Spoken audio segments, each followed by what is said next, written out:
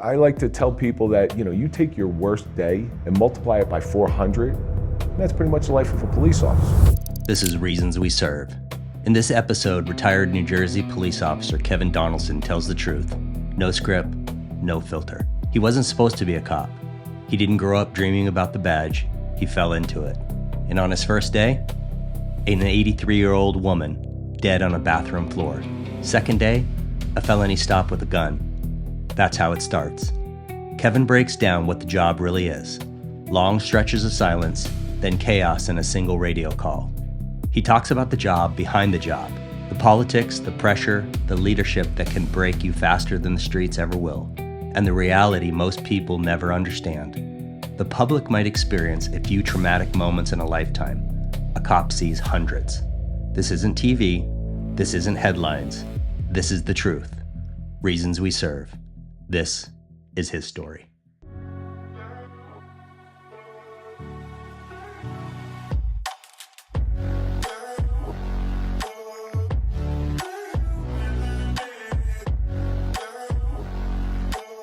Can you introduce yourself for me, please? My name is Kevin Donaldson. I'm a retired police officer from New Jersey.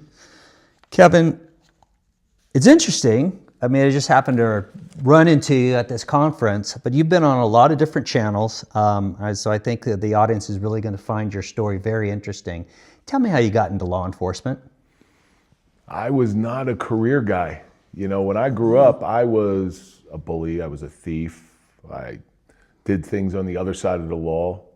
Law enforcement wasn't even on my radar, but it was a different time growing up, you understand. Mm-hmm. So when I grew up in the late 70s, early 80s, and you got caught doing something crazy by the cops, whatever it was, knocking on doors or breaking windows, whatever you got caught with.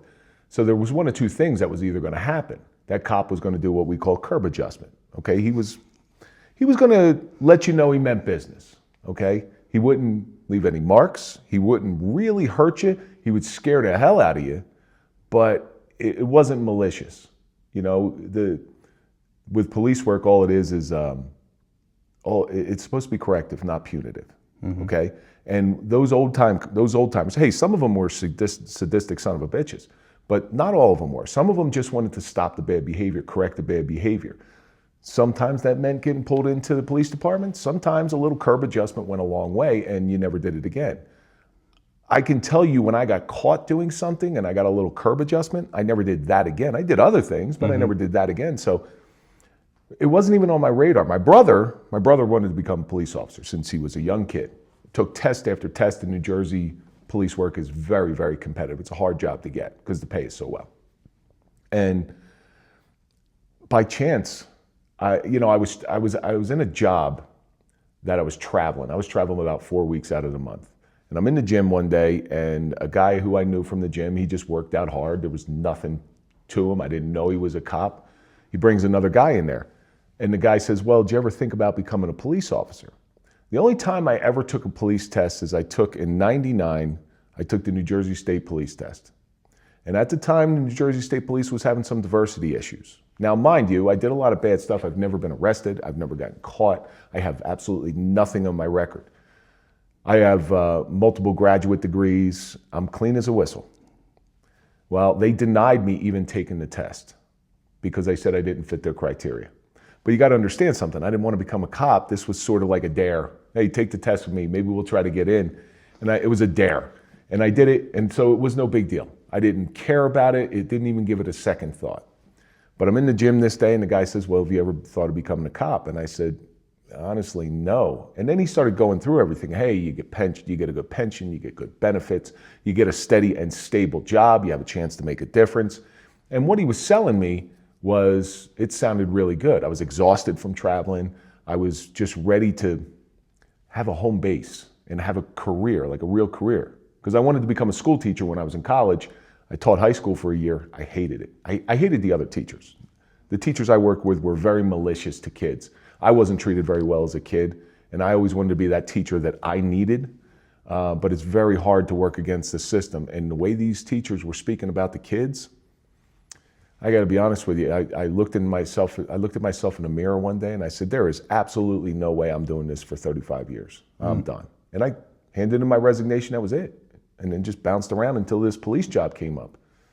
So it's really not a storied, epic tale of, hey, this was my destiny. No, this wasn't my destiny. This was just something I sort of fell backwards into. But it's funny how when you least expect it, the right career, the right place and time, you're always put in the right place, just sort of finds you. And that's what police work did. Police found me. Police work found me. I didn't find it. But initially, they didn't want you. So how did you end up getting hired on? Well, New Jersey State Police is different agencies. Okay. New Jersey State Police is like, they're their own agency. Okay. Town cops, a little bit different. Some of them are in New Jersey. There's two types of departments. There's civil service and there's chief's tests. Civil service is more governed by a standardized test where departments will go in and there's a list that's created. They'll pick off the list. Everybody wants the top pick, but you don't always get the first round draft pick. My town was a chief's test. And what that means is you need to have a hook. Okay, you need to be introduced into that world with somebody. It's not nepotism, it's relationships. Okay, everybody thinks, oh, you got the job with who you know. Yeah, I got the job because of who I know. I'm going to tell you that right now, because I'm able to build strong relationships. Now, what is police work? You show up at a call. What are you doing with that person in an instant? What do you have to do in order to do your job? You have to build a relationship. Some relationship where they trust you, they have some modicum of trust in you. So what that police chief was looking at, can you build a relationship? I obviously built a relationship with his friend, and that was technically what's called my hook. But when I got on, it wasn't an uncommon question for you to ask a new guy, say, hey, who's your hook? And they'll tell you, oh, I know this person, and that's how they got me in front of this person. But what that is relationship building, which becomes very valuable for police work. So the police department that you ended up working for was Roseland, Roseland, right? Roseland, yeah. Roseland. Was that because it was where you grew up? No. Why did you end up at that particular police department then? That was the police chief that I met in the gym. Oh, okay. It was it was in town no different than any other. If somebody from another town offered me that job, I probably would have taken that job. So I just stepped into a void that needed to be filled. How old were you when you started? 26 years old. Okay, so 26. You have a decent amount of life experience at that point. When you start on patrol. How long is your FTO program, your field training officer program? So there's a difference in what's normally done and the way I went through. Okay. So I entered into the police academy in August of 2001. And it was great. Listen, I fit so perfectly into that world, the discipline, the regiment. It was exactly what I needed because I was lost. So when we're about a month into the police academy and things are going smooth. Everything's going well. Couldn't have gone better. And then one Tuesday morning, our captain of our academy comes in, and I always like to paint the picture of this captain. White bushy mustache, white hair. We had just got done PT. He was wearing shorts that were so short and tight. I'm telling you, I saw what he had downstairs. He had the socks pulled up to his knees. But I got to be honest with you, he was a great guy. He was a fantastic guy. He just looked like a casting for Hill Street Blues. But he comes in one morning, right after PT, we're cleaning up the classroom, getting ready for instruction, and he says, hey, a plane just hit the World Trade Center. Now, everybody knows I'm talking about 9/11. However, it wasn't an alarm. It's not an alarm like everybody thinks, because being from the New York, New Jersey area, planes, it wasn't common, but it happened frequently where planes would run into a building, a Cessna, a small plane. This happened to be a 747, but it wasn't an event that would go, oh my God, I can't believe this happened. It happened a lot. So there really wasn't that big of an alarm. The only alarm I saw was I looked to my right and there was a transit officer. A little bit of look of concern over her face. And I find out later her father worked for Cantor Fitzgerald in the World Trade Center. So her father's there, I get it. And then about 20 minutes later, Captain Jack comes in and says, yeah, another plane just hit the World Trade Center. And then you saw the atmosphere and the temperature of the room completely change. You have all these young guys who are full of piss and vinegar and they want to go out and do their job and do their civic duty. And now you're like, oh my God, are we at war? Like, this is not the job I signed up for. So it was a very, very strange time. So our departments recalled us, and we had to do a few things in the department. That was the day they gave me my gun. So that speaks to the chaos of the place, right? I'm a month into the police academy. I haven't qualified with my weapon yet. The lieutenant takes me up to the armory, hands me my gun. It was a Smith & Wesson SW40. It was like a Glock knockoff. Carried 15 rounds in one magazine and one up the pipe. You got 2 magazines and one in your weapon. So you were pretty well armed. He goes up to the armory, loads up my magazines, hands me my gun, and he hands me the gun and says, "Don't shoot anybody, kid." Yeah, because nobody knew what was going on. We knew, I think the plane had already hit the Pentagon, and they were tracking the plane over Pennsylvania. So we were so close to the World Trade Center that you could see, if you go one town over, I saw the towers burning on my way back to the department. I saw it from across the river. So the normal police training cycle is 22 to 24 months, or weeks. And then you'll go, at the time it was really dependent upon the person. Some people need a little bit more FTO just to get it. Some people don't. I think it was 6 weeks, 10 weeks, something like that. It wasn't very long. And you pick it up pretty quick. You know, if you have an aptitude for it, you will pick it up pretty quick. 26 years old, first day on patrol, single car? Well, FTO. After double car. FTO is over, is single car. Single car. Okay, single car. So first day. Can you remember that? Were you scared? No. But I had an eventful first day, and I still recall it, on FTO. I'm in the car, I'm driving around, I'm doing everything, and the bosses like to be the FTO because they don't have to do anything. You're the bitch. You get to do whatever they say. There's an accident that comes in, you're doing the accident report. There's a call that comes in, you're writing the incident report. The first call I went on, and I still remember, the number was 23, I won't give out the address. It was an 83-year-old woman who was unresponsive in the bathroom. And I'm like, I'm sitting there, dead body, right? An old woman just dropped. Now, I go in there and I meet a guy, his name is, I got to say his name because he's one of my better friends in the world, is Steve Sarjace. He became a mentor to me. But the first time I met him, we're in a powder room. You know, powder room's real small. Mm-hmm. And between the toilet and the wall is, I'm going to say, maybe a foot, if that. And Steve is on the other side of this woman, up against the wall with his hands. That's how small the bathroom was, with his hands up against each side, saying, well, we got to do something. Now, this woman is in front of the toilet. You know how like a Muslim will pray? Mm-hmm. That's what she looked like. It looked like she just collapsed. And she's in a spot this big, so we have to pull her out. We pull her out, and they never really prepare you for this in the police academy. The inevitable bare the chest. Now, baring the chest of an 83-year-old woman is not every young man's fantasy. And you have to prepare yourself. Now there's people watching, so you have to be professional. You're seeing, outside of a funeral home, I've never seen a dead body. I never came across this. I never had to apply CPR to anybody, but you got to go to work, right? And so that first day taught me a lot about myself. When the crap hits the fan, am I going to be willing to go to work? And this is a non-event. There's pressure because you want to try to save a person, but the pressure's not there as if you were in a gunfight or a police chase. You do the best you can. And I remember, it's always funny. You ask somebody about their worst dead body or worst call or everything, they'll tell you every single little detail. They'll tell you the date, they'll tell you what you were wearing, they'll tell you the smells, they'll tell you everything, but then in the same breath, they'll tell you, hey, it was just another day, another dead body. I remember everything about this. I remember she still had some of her real teeth, and I had to pull her teeth out. They were so loose. So when I put the bag valve mask on her, she didn't suck them down.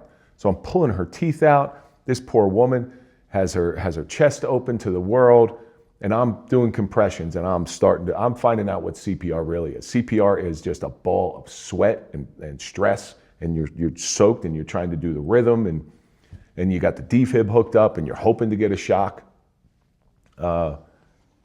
And we did everything we could on that call. Unfortunately, the woman didn't make it. So my first day on the job was a dead body.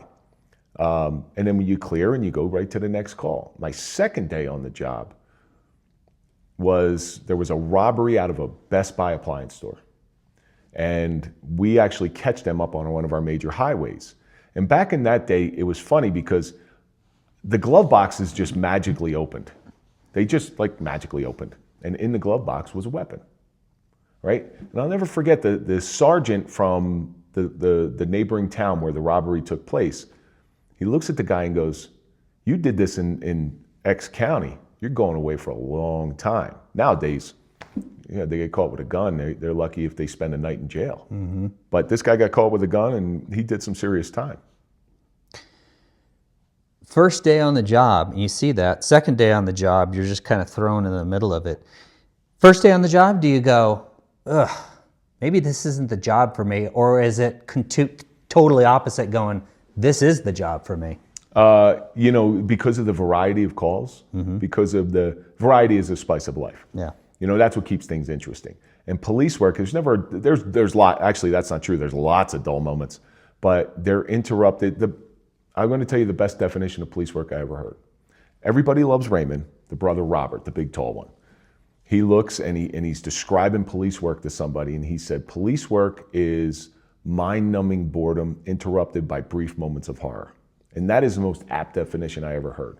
So there were nights, if you're working at midnight, there were nights where, geez, you're trying to keep your eyes open, you're trying not to bed down.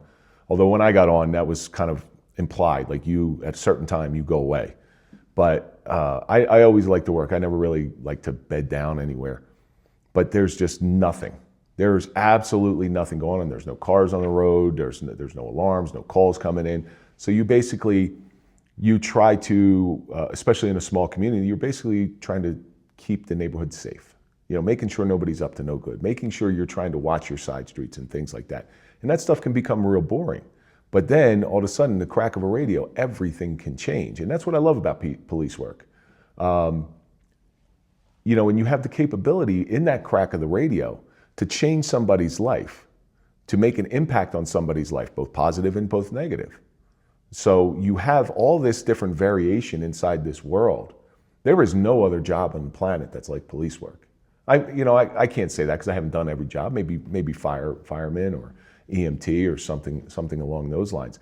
But when you truly put somebody else in front of your own life and you do it every single day on a repetitive level, that is one of it's what real purpose is all about. But I take it you didn't get scared on that first day going, oh, God, I don't want to see any dead bodies. Did you just go, this is going to be a hell of a career? All throughout my career, I think I was scared once, and that's because I don't like bats. And there was a bat inside the house and I didn't like it.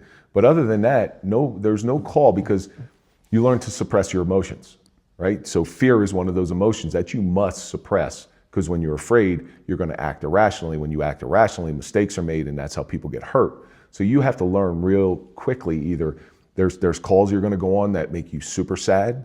There's calls that you go on that are going to make you angry. There's calls you go on that are going to make you afraid. But the definition of courage, and that's what every police officer must have in order to do that job, you must have courage because courage is being afraid but doing it anyway. So I'm not a sociopath or a psychopath where, hey, if I'm in a pursuit doing 120 miles an hour, maybe my gauge said 75, or at least that's what I told everybody, but it's more closer to 125. You would be a fool if you weren't somewhat nervous, but then the adrenaline kicks in and it overtakes the fear. Now afterwards is a completely different story. Afterwards, when the adrenaline dump comes out and you start thinking about what just happened, at 125 miles an hour, if I hit a pothole, I'm dead. And you're like, man, I could have lost it on that one. Yeah. So the fear hits you afterwards, but you still do it again because that's your job. That's what you're tasked to do. That's what the residents pay you for. Somebody has to do it. And it takes a special type of person in order to shut down those emotions temporarily in order to get that job done. I want to go back to what you said about Robert Barone. Everybody loves Raymond, right? And you talked about the kind of what policing is about. Can you tell the audience the stat about the 600 to 800. Sure. So your average citizen throughout their life will see anywhere from 2 to 4, average. Now, I know everybody's going to say, well, I saw that in a week. Well, you're not part of that average. 2 to 4 critical incidents. 2 to 4 critical incidents. Pretty much the worst day of your life. Yeah. Pretty much, dead body on the street, or you're something awful happens inside your own family. Really life-changing events. Now, a police officer throughout a 20-year career will see anywhere from 600 to 800. Okay, think about that in terms of damage. And we're constantly going to see these things. We're human beings, so we have all these emotions. We just learn to suppress them. And then you're going to these calls after call after call after call, and it weighs on you. And all you do is keep pressing it down and pressing it down and pressing it down. So I like to tell people that, you take your worst day and multiply it by 400, and that's pretty much the life of a police officer. Yeah. Were there any surprises for you when you got on the job? 26 years old?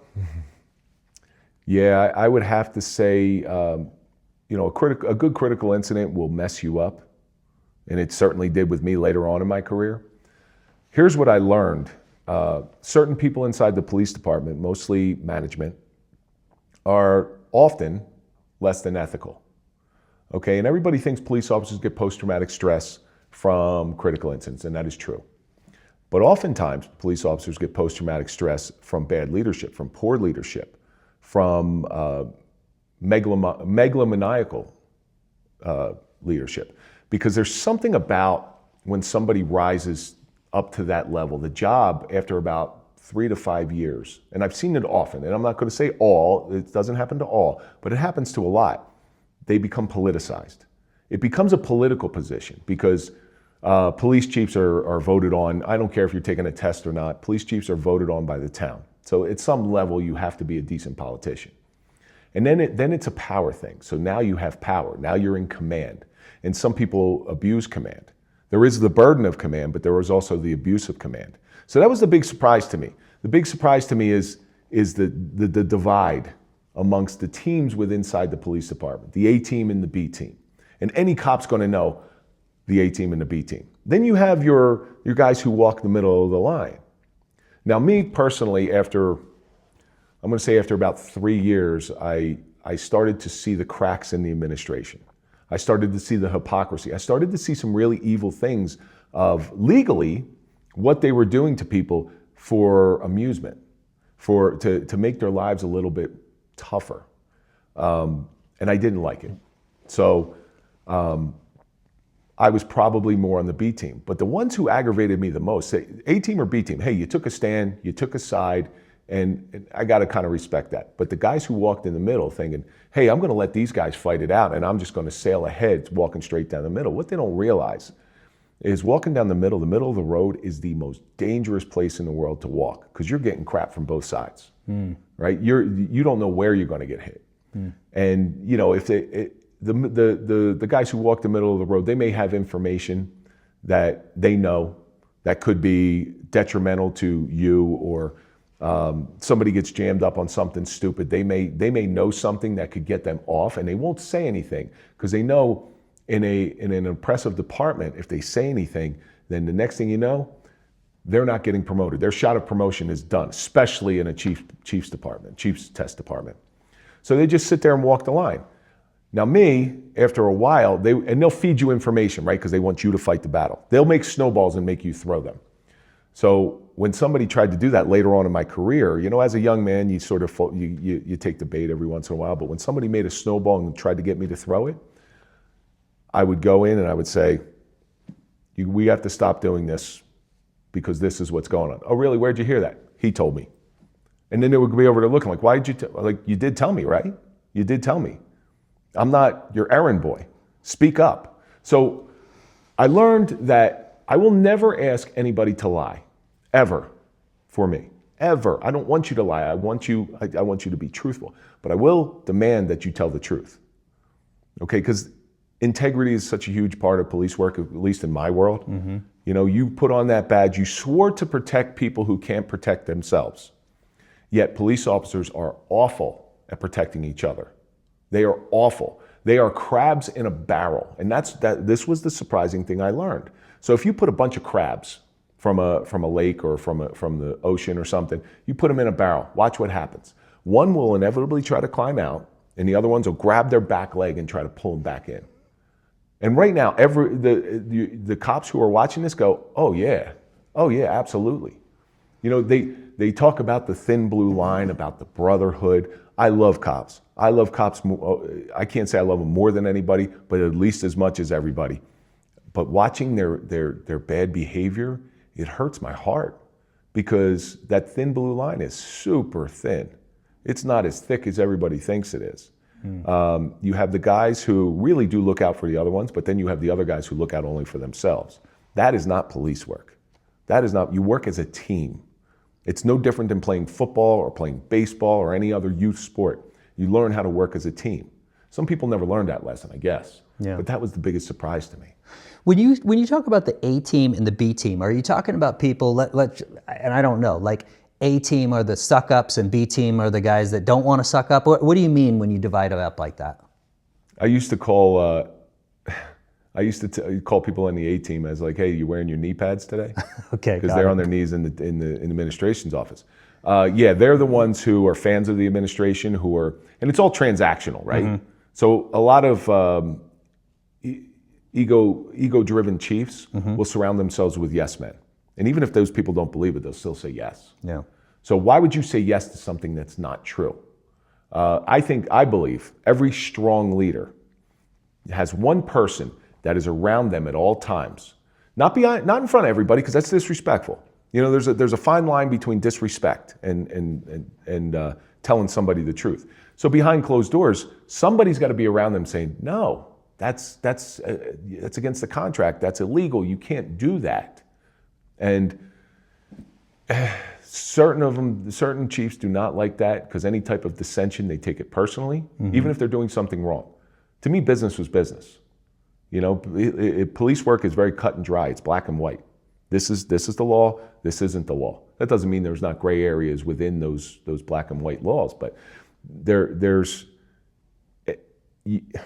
things you can do and there's things that you can't do. All right. So for somebody to sit there and say, "Oh, you're wonderful, you're beautiful, you're this, you're that," all they're doing is feeding an ego that is already the size of Montana, and it doesn't do any good, and it emboldens them. Yeah. How long did it take you before you felt like you knew what you were doing, like you were like, okay, I'm comfortable? I would say I was comfortable within a year. I was capable probably within 3. I was, now I can't speak for everybody. I'm a student of whatever I'm involved in. Whatever I do 110%. So when I got into police work, I read case law like it was going out of style. You know, I studied traffic. I studied anything related to police that would make me better. Tactics, where to go, where not to go. That's not to say I wouldn't make mistakes. I made mistakes every single day.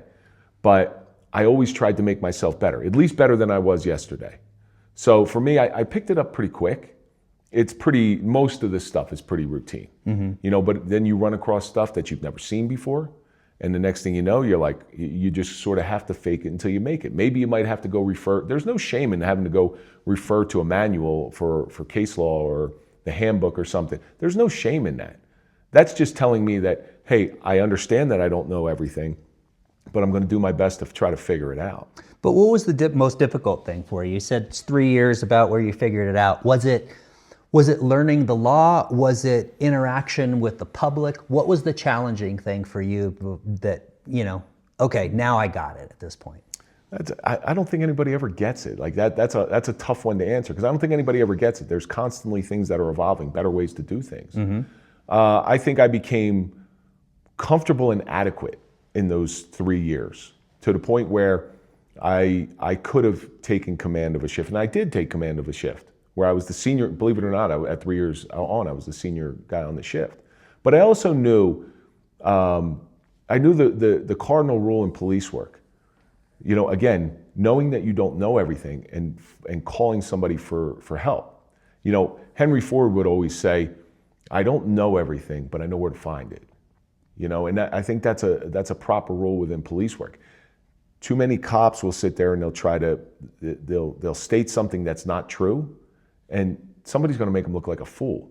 You don't ever want to be in that position where they're like, no, this is the law, and the law says I can do this, and you're dead wrong. Now all of a sudden, by default, everything you say is wrong. You know, and that's kind of where my downfall came with the police department. Because I was an avid reader and I was an intellectual as far as police work goes, I was doing what was known as a plain view seizure. I was a backup officer, so somebody else was speaking to somebody who was looking for directions. Now, the capacity of a backup officer is to ensure the safety of the primary officer, but when I showed up, it's late at night, we always backed each other up at night. When I showed up, I noticed the people had him away from the car. And they're in a gas station parking lot. I'm like, this is kind of weird. So I just go take a look around the car, and sure enough, there's a bunch of dime bags on the floor. So New Jersey law at that time, it could be different now, it's called a plain view seizure. I go in there, I take it, and it's enough for me to go further. It's enough for me to get a warrant to search the car or whatever I wanted to do. These were just kids, okay? And it was minimal amount. I'm certainly not going to arrest them and ruin their life, back when marijuana used to be illegal. So I went in there, and just as I went into the car to retrieve the plain view seizure, chief of police goes by and sees me, comes over and starts ripping into me. You can't search a car, and you can't. I'm like, now mind you, this is a guy with, at that time, 25 plus years on. And I'm thinking to myself, you start doubting yourself, well, this guy's got 25 years on, he probably knows a little bit more than me. But I was reading about plain view seizure. I'm like, no, I'm doing this right, and I'm doing this right. So the next day, I knew I was going to catch something for it. I get called into the captain's office, and I have it's called the Law Enforcement Handbook. It's basically all the laws that we must follow. And I went in there tooth and nail, and I knew exactly where it was, and I underlined it. I'm going in there, and I'm ready to go. And he says, he goes, well, you can't search a car. And I'm like, I didn't search a car. I said, it's right here. I pointed right here. I said, it's called plain view seizure. Those dime bags, which had mostly just seeds in them, those dime bags were in plain view. I went and retrieved them in possibility of going further with the investigation. And he tells me, he goes, well, that's not really the Roseland philosophy. And I said, where's that written? Just show me where that's written and I'll follow it. And he goes, well, it's not really written. It's kind of something we teach. And I said, Captain, with all due respect, this is what's going to back me up in court. The Roseland philosophy doesn't mean anything. You know? So it's kind of the reason I hate the term rookie. I think rookie is a derogatory term when it comes to police officers. Because a police officer straight out of the academy, he might not have time on the job experience, but what he's going to have is he's going to have the most up-to-date case law and motor vehicle law that you can possibly get. A good veteran, a really good veteran, will know this, and they'll say, okay, kid, you teach me stuff, and I'm going to teach you stuff, and it becomes a symbiotic relationship. That's somebody who should be a leader, somebody who you can learn something from anybody. If you sit there and just define people as a rookie, you're basically telling them they're worthless. They know nothing. So at 3 years, when you start seeing the cracks in the administration, is there any thought, and I don't know, you basically the last 13, 14 years on the job, do you ever think to yourself, I'm going to go in leadership and I'm going to change the way that this department is run? In my department, I knew that was probably impossible. Okay. It was just because the chief made all promotions. There was no testing. It was merit-based only. Which leaves, so I said, okay, well, I understand I'm never getting in that way. So what I did was I got involved in the union, protecting the guys, make sure when they get jammed up, making sure they have proper legal protection. But I also tried to put in place testing procedures. And so testing procedures within the police department are skewed. The administration is going to kind of pick who they want to pick. So I would sell it to the administration by saying, look, you make your decisions based on A and B. Well, why not make your decisions based on A, B, and C? So it solidifies whatever decision you're going to make. If you have a guy who's the appropriate leader, well, if you test, which we know we can circumvent how you can choose out of the testing, well, if we put a testing, it's just going to bolster your choice. And now nobody's going to be able to question you. I got so much pushback They would not do it. For the life of them, they would not do it. And why? To this day, I have no idea. Besides all the stress of the job and seeing horrific things, I would imagine that dealing with leadership like that has got to take its toll over the long haul. Do you think you would have, short of this incident that happened, do you think you would have lasted? Yeah, because I'm a hard-headed Irishman. That's why I would have lasted. I don't quit. You know, I don't have that quit in me. Mm-hmm. I have to be forced. I have to be told in order to stop something. So I probably wouldn't have quit. But towards the end of my career, there were some things that were rearing its head. The administration was so overbearing on me, and it was a chess game. It's like I had to outmove them and outmaneuver them with chess. And I'll give you an example in just a minute. Yeah. It started to wear on my body where before I went out on patrol, I used to throw up in the bathroom. And then once I got out on patrol, it's fine. The stress of interior stuff. You know, and I would do these, I poked the bear. I'm going to be honest with you. I poked the bear, but I poked the bear very legally. So there was a paper that came out, an order that came out that said, you must refer to all superiors by their rank. So, you know, my initial response is, because they were my friends. I'm like, this is ridiculous. On the street, yes, that's a respect thing. On the street, you 100% do that in front of the public. But inside headquarters, I thought this was ridiculous. But it was an order, it was a lawful order, had to follow it. So I requested that they call me Officer Donaldson.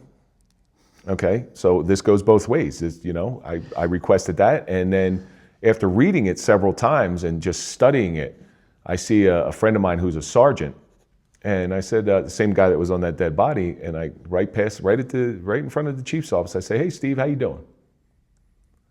Right in front of him. And I see the chief's face get bright red. And he yells my name, get in here, brings a lieutenant in, shoves the paper in front of my face and said, look at that paper. And I'm like, yeah. And look, there's your signature, right? You signed this. Yeah, I signed this. Well, he goes, well, you're going to be brought up on charges for failure to obey a lawful order. I said, okay, all right, for what? And he goes, well, you called the sergeant by his first name. I said, yeah, I did, absolutely. And he goes, then you disobeyed this order. And I said, no, I didn't. Read that right there. It says superior officer. And then I happened to have a copy of the table of organization in my back pocket. And I said, so do you see the table of organization here where it says chief, captain, and lieutenant are superior officers, but a sergeant is a supervisor? So therefore, I followed your order to the letter. Okay? I followed your order to the letter. So tell me again what you're going to charge me with. And I see the lieutenant whisper in his ear, and I was just told very angrily to get out of his office. So that's playing chess, right? Yeah, sure, but okay. Why poke the bear? What was there something that started in the beginning where you're like, I'm not putting up with this crap? You get frustrated after a while. When something's that overbearing and nonsensical, yeah, that is a stupid thing. I wouldn't want anybody who I commanded calling me anything but my name inside closed doors. Mm-hmm. Think about it. If there was a hot call, am I going to go, hey, Sergeant? No. Hey, Steve, help. Right. You know, and vice versa. Right. So it breeds bad morale. It breeds lack of brotherhood. It breeds separation by doing that. But, you know, I think some chiefs of police and some sheriffs would legally change their name to chief and sheriff if they could. But there's great news. There is great news. And throughout my travels, the younger generation, guys my age, I say younger generation, but guys my age, you know, late 40s, early 50s, they're becoming bosses. They grew up with this garbage, and they at least stopped it. You know, and now these people are commanding in a different way. And you look at the morale in their department, it's so high. One chief that stands out is a guy named Dr. Will Aiken. He's the sheriff of Clay County, Missouri. His people love him. And why do they love him? He doesn't tell them everything they want to hear. He doesn't give them everything he wants. He leads from the front.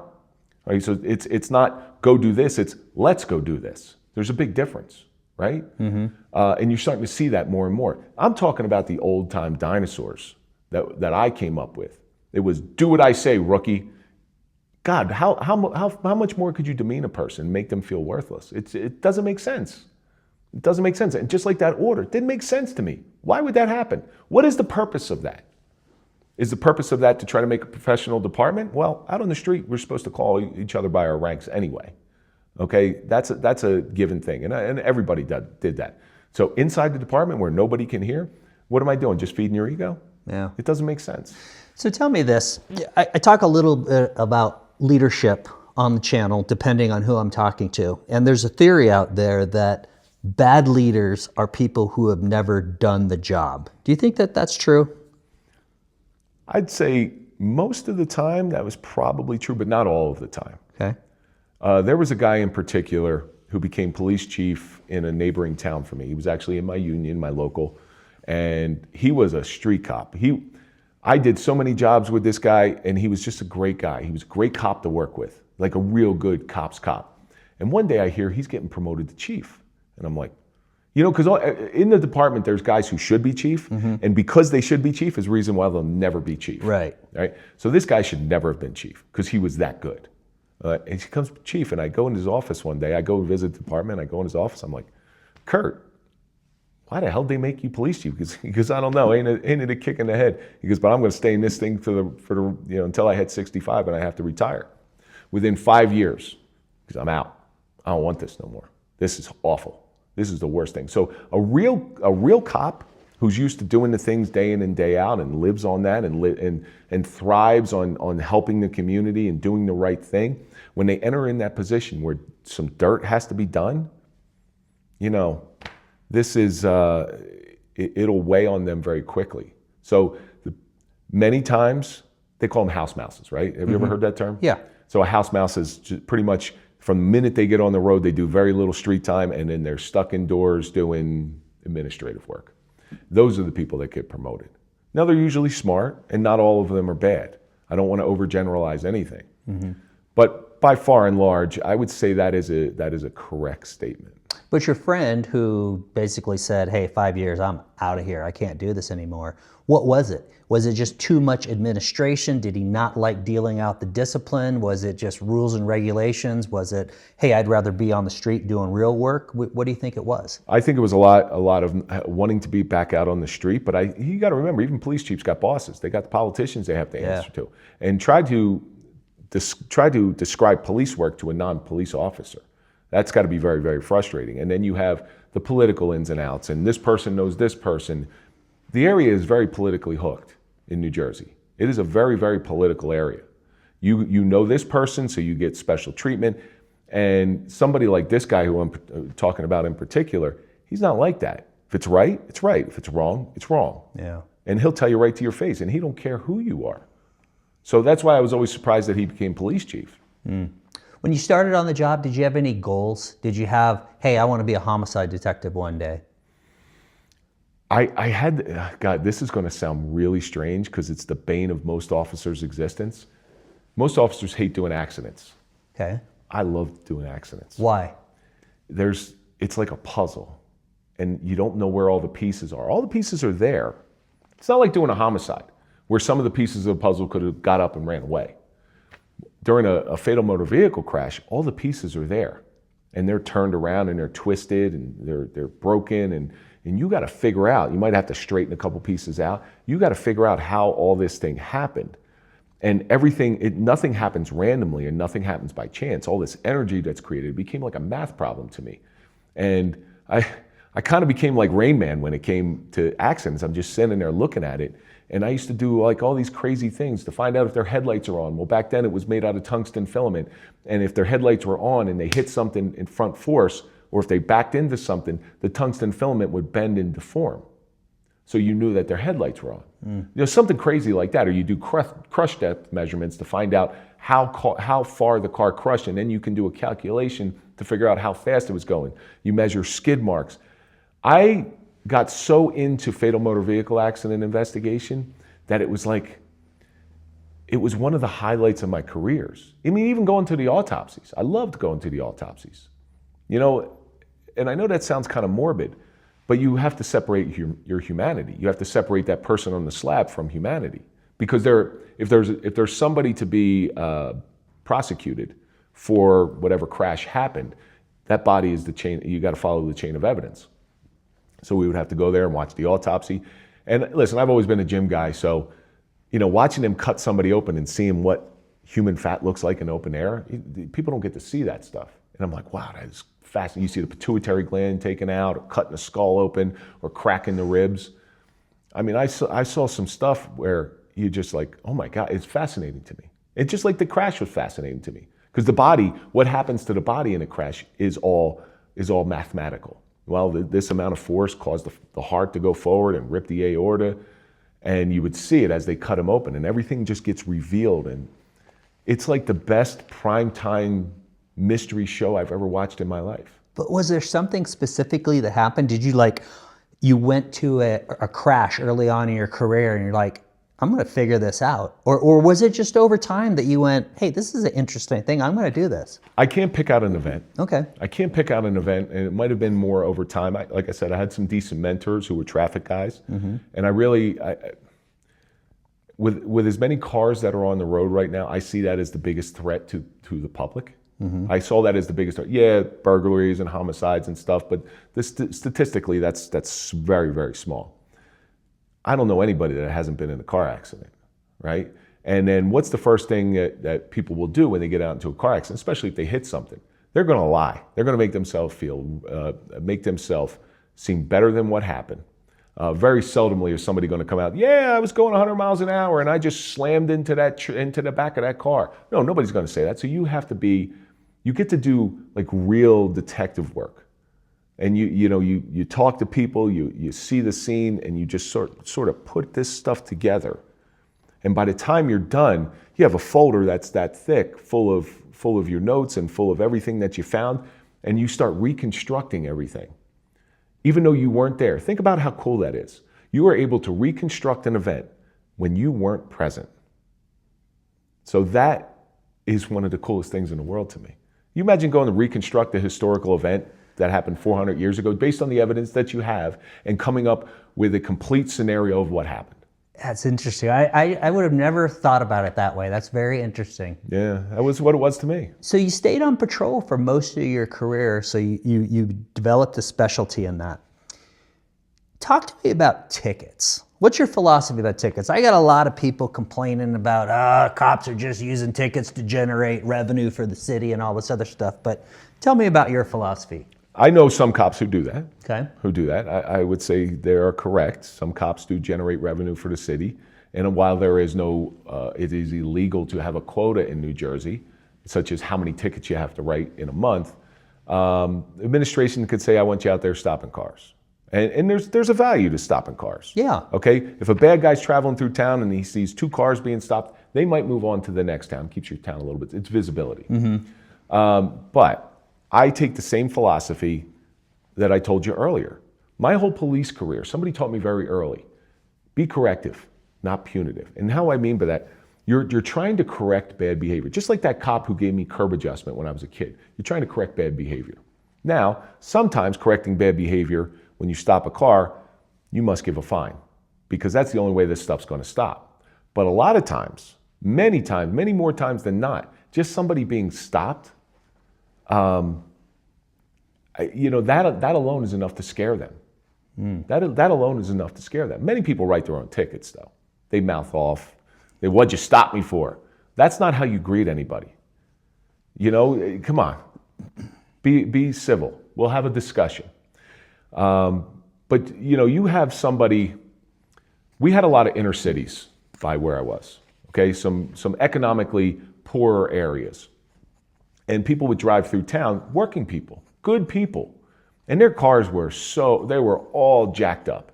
They were missing side windows, and they were missing this, their tires half flat, or one of their headlights doesn't, whatever it was.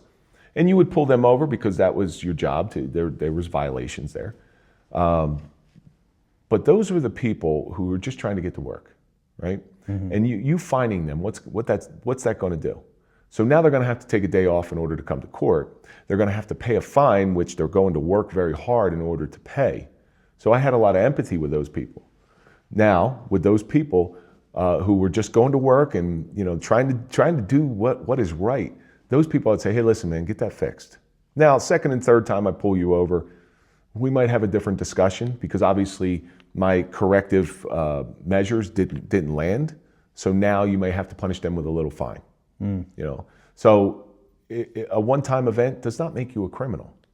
What really aggravated me was you see somebody who's driving without a seatbelt. They're like, yeah, I just pulled out of the McDonald's. Well, listen, the McDonald's is like 2 miles down the road. Or, no, I was wearing it. No, you weren't. No, you weren't. And if you want to come look at we had MVRs in the front of our car. If you want to come look at my MVR, you're more than welcome to. It shows you clearly not wearing your seatbelt. As a matter of fact, when I was following you with the MVR, I can see you put your seatbelt on. So don't lie. Tell the truth. Tell the truth.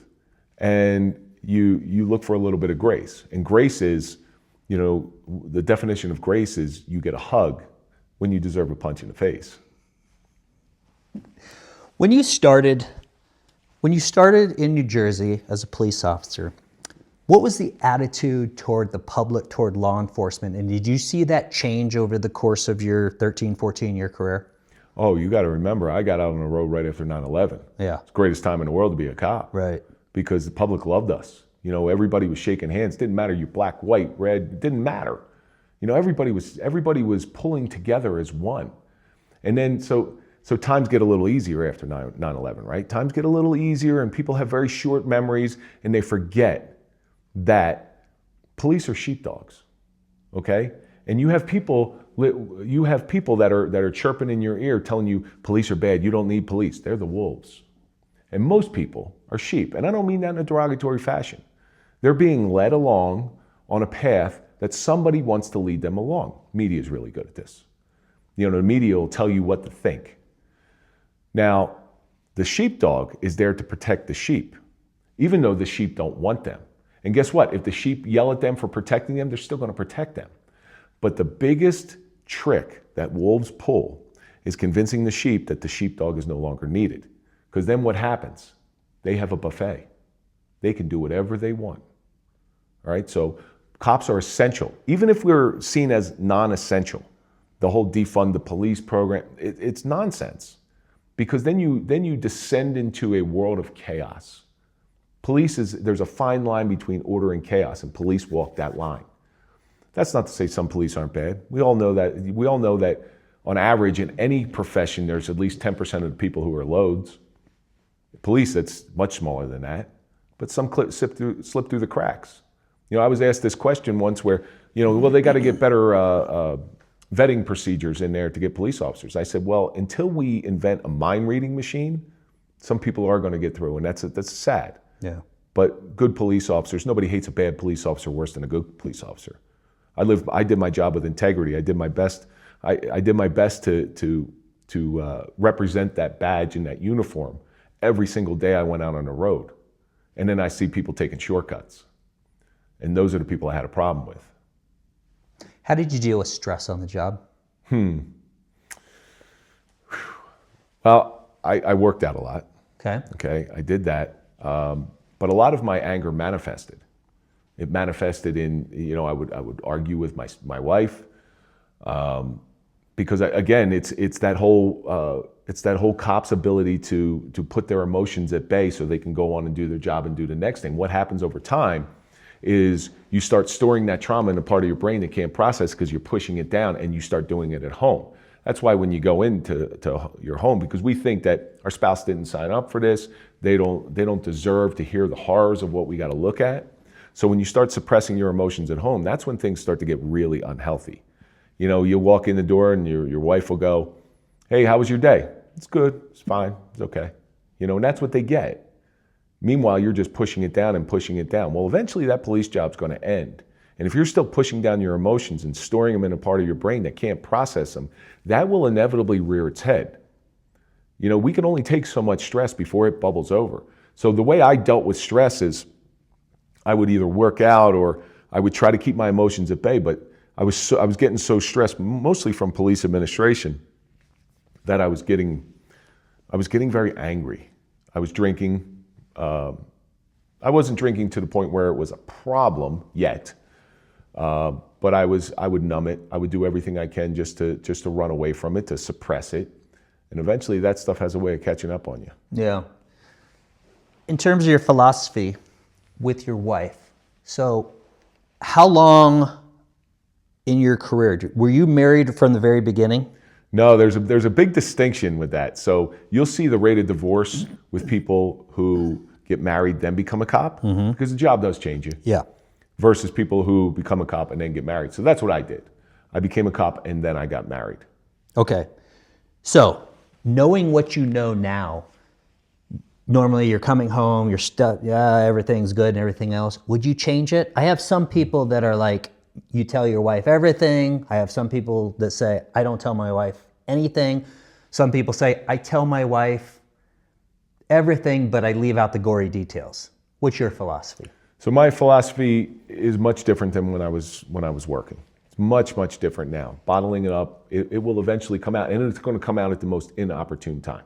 It's not going to come out when you want it to come out. If I had to go back and do that, I would have to sit and come home. I would decompress on the ride home, but sometimes that wasn't enough. I would walk in and say, hey, listen, I had a day. I'm not ready to talk about it. Because when you shut down in front of your partner, it gives them the ability to start making things up in their head. And they're going to create their own narrative of what happened, what's going on. Oh my God, he doesn't love me. Oh my God, he's probably got a girlfriend. Oh my God, this is going on and this is going on. And you don't want to create that space. So if you go in there and simply say, I had a day. I'll be okay, but I need to decompress for a little bit. Would you mind if I do that? And that takes a big man to especially men, and I can only speak to men, that takes a big man to do that with his spouse. Your spouse, traditionally our role as husbands is to be protectors and to be stoic and to be strong for your wife.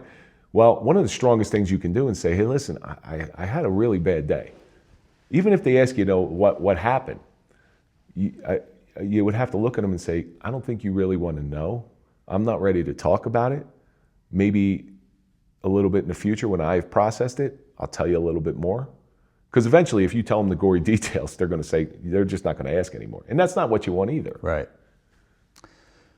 Okay, so you make it 13, 14 years. Fair to say that you would have maybe worked in law enforcement for the rest of your life. I would have. Tell me what happened. So on, your life changes on the crack of a radio. That's how police work is. It's that moments of absolute horror that I spoke about earlier. Mm-hmm.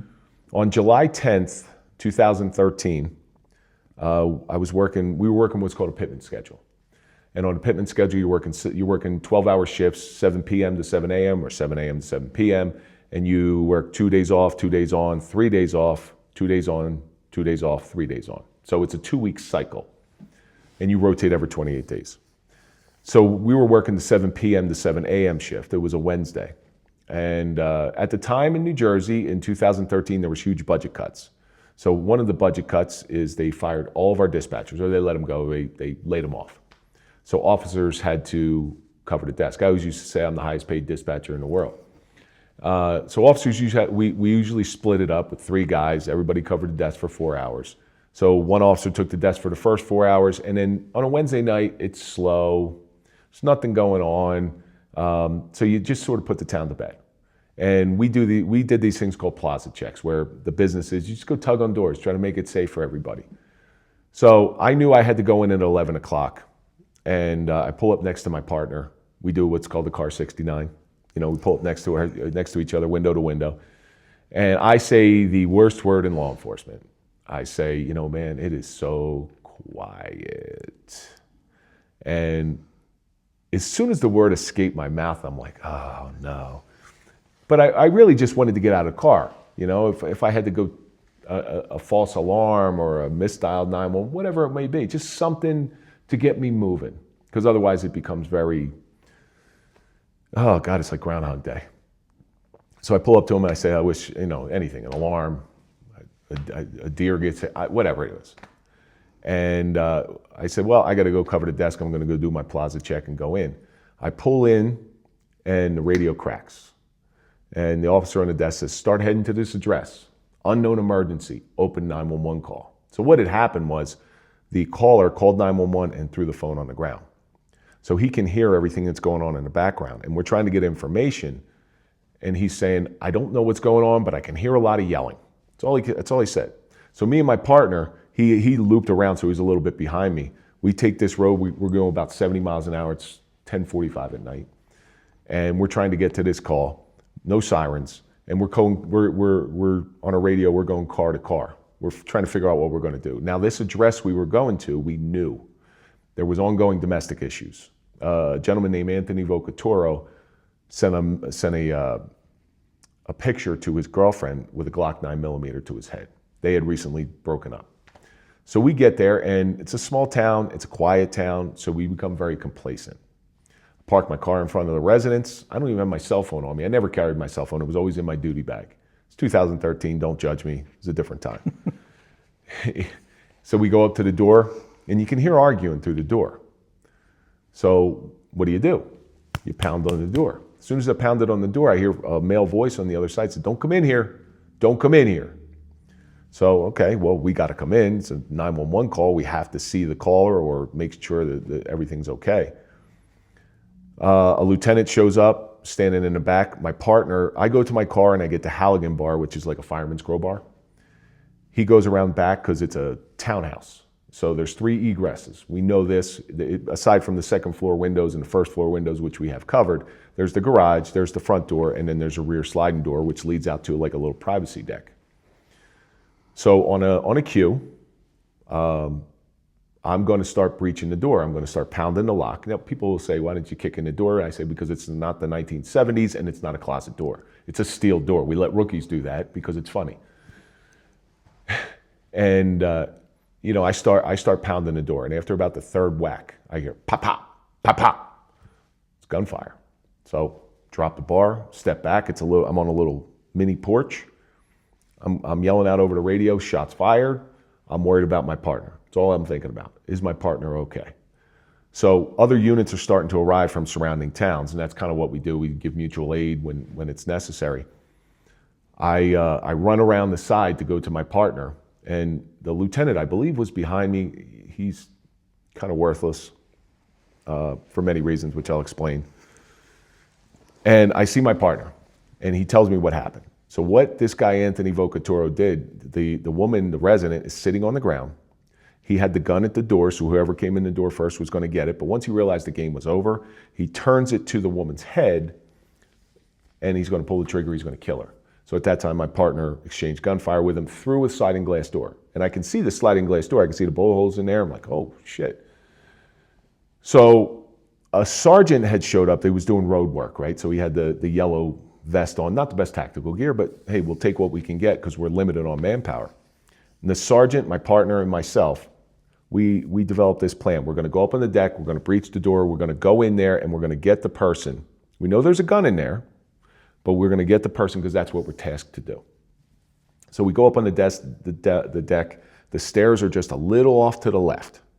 The sergeant and my partner go off to the left. I go off to the right. To me, it was a great tactical position because I could see the whole place. I could see the victim. I couldn't see Mr. Vocatoro. I had no idea where he was. So on a cue, my partner takes one of I stand behind metal lawn chair, which is not the best cover, but I could see everything. He takes one of the metal chairs and he throws it through the back slider. And the minute he threw it through the back slider, I see this huge flash. It feels like hot air is being blown in my face. I feel like somebody throws sand in my face. What he did was, Anthony Vocatoro was sitting right behind the pillar. I couldn't see him. And he puts his gun out the side and fires. So after he fires and I see that flash and I feel that heat and I feel the sand hit my face, which is gunpowder, I feel my left ear wiggle. This is how lucid you become in critical incidents. You remember every little detail and time just slows down. So I feel my ear wiggle and I hit the ground. I go down. And then while I'm down there, I'm like, what? Again, time is so slow. I was so lucid that I used to hold my keys on my antenna of my radio. My keys pop off. I go, oh, my keys. I pick up my keys, I put them back on. I have my gun out. Like I had my gun out and was doing all this stuff. So my partner and the sergeant retreat off the deck. The lieutenant, who was pretty much worthless, was standing behind the deck and goes and runs away to go call the chief of police. Remember how we talked to A-Team, B-Team? goes away and calls the chief of police to tell him there's an active shooting during an active gun battle. Here's the problem. There's no glass, right? There's no glass in the door. Stairs are all the way over to the left. I'm trapped. I can't get out. This guy's fired at police officers twice. This is not a good scenario because if I crawl out, now regardless of what you see here, I don't move very fast. I know if I go through that spot, he's going to be able to get me. So now I'm trapped. And I'm looking around. They're asking me if I'm shot. I don't know. All I see is blood. It turns out I wasn't shot, but the blood was when I came down, the glass had shredded my arms. Like there's still glass in my arm, my left arm today. So as this is all going down, split second, I think about my wife, I think about my children, and at the time I had a 3-year-old and I had an 8-month-old at home. Maybe he was 7 months old, was one of the two. And I'm like, well, my 7-month-old is never going to know his father. He's not even going to remember me. I'm going to be seen in pictures. My 3-year-old, he'll remember me. And I only have one picture of him sitting on my lap in a police car. And my wife's going to be left to raise these children, and there'll probably be a golf outing or a beefsteak or some sort of celebration for 1 or 2, maybe 3 years if you're lucky. And then that's going to be it. So, but this is my job. And I said, okay, well, you know what? I make my peace with the Lord. And if I'm going to die, you're coming with me. So I get in a prone shooting position and I'm just waiting for him to peek his head out. That's all I'm doing. I got a nice little bead. I'm just waiting to go.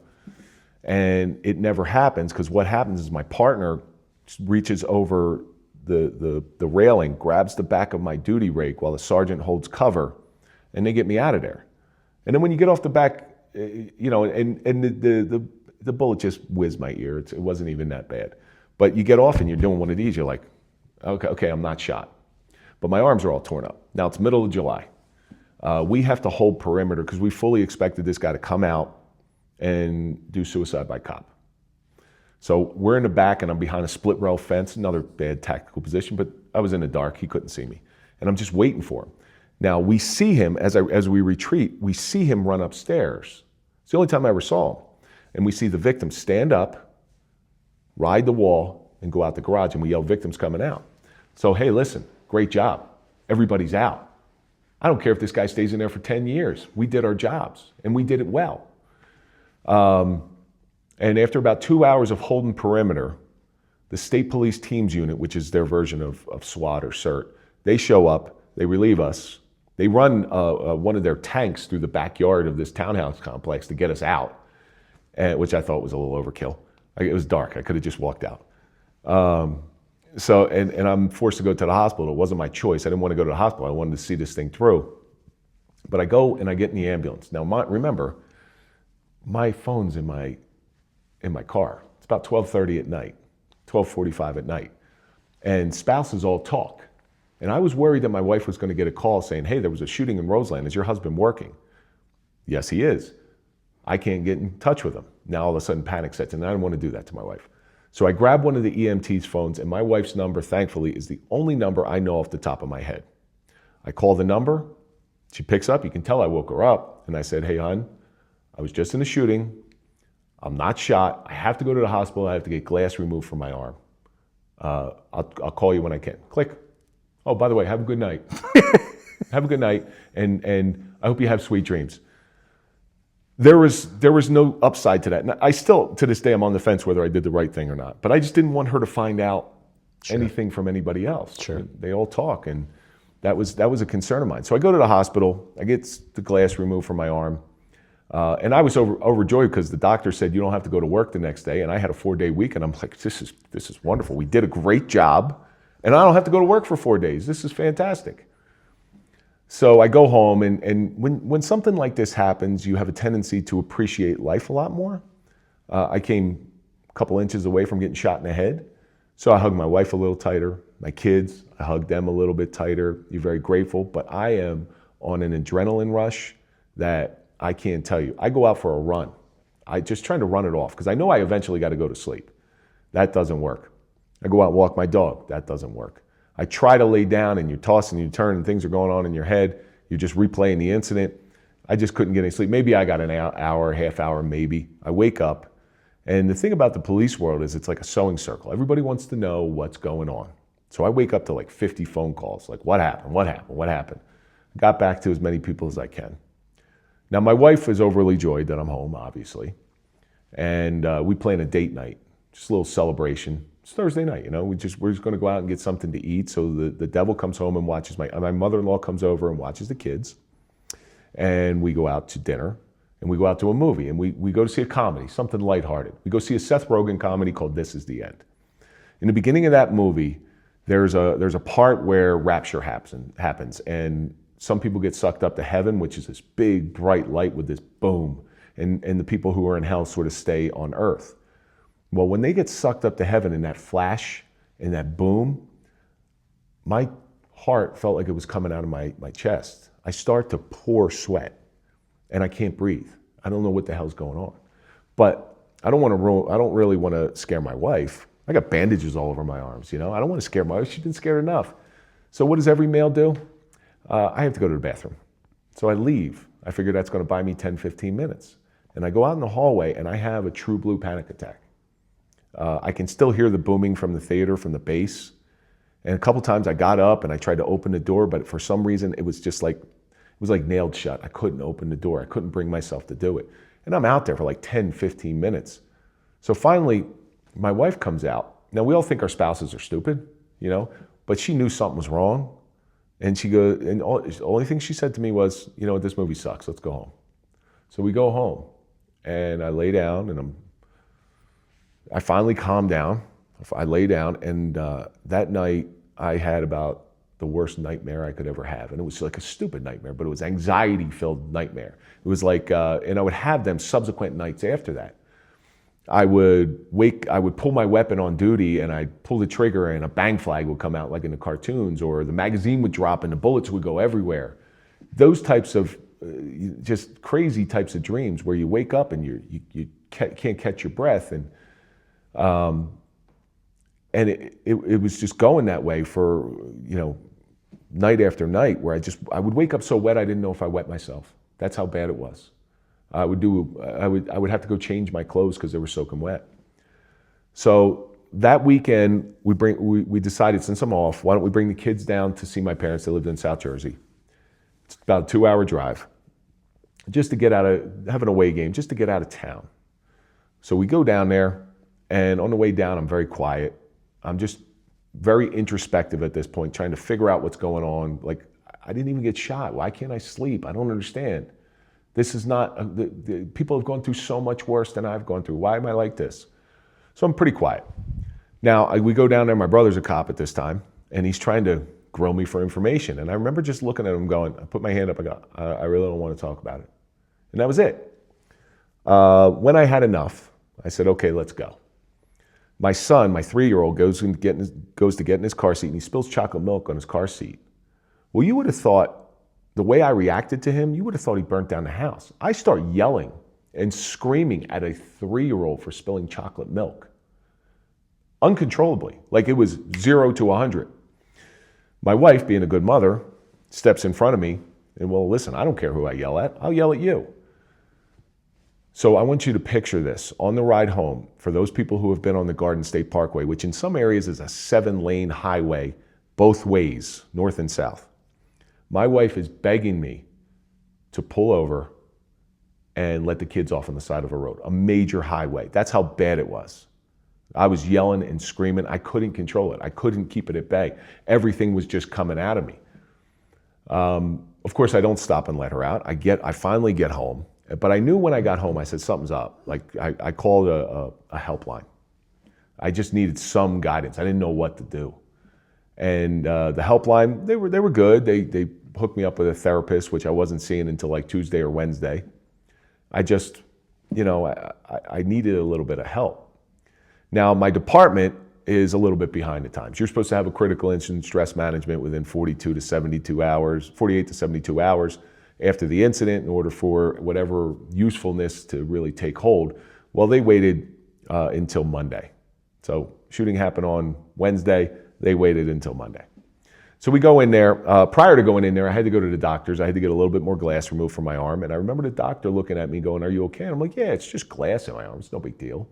And she looks at me and she goes, "No, are you okay?" I guess you could see it on my face. And whatever she said to me, and I don't remember the exact verbiage of what she said, but I just broke down crying. Like I really wasn't okay. I had no idea what was going on. So I go to this stress management thing, which was in my police department, and sit through it. And then I heard from a supervisor, remember, lieutenant and above, I heard from a supervisor that we're going to get the shotguns put back in our cars. Our shotguns were pulled out of our cars because somebody left a round in there. Whatever. I don't even want to go into that. But I said, okay, this is great. Some beauty will come out of the ashes. You know, some good stuff will actually come out of this stuff.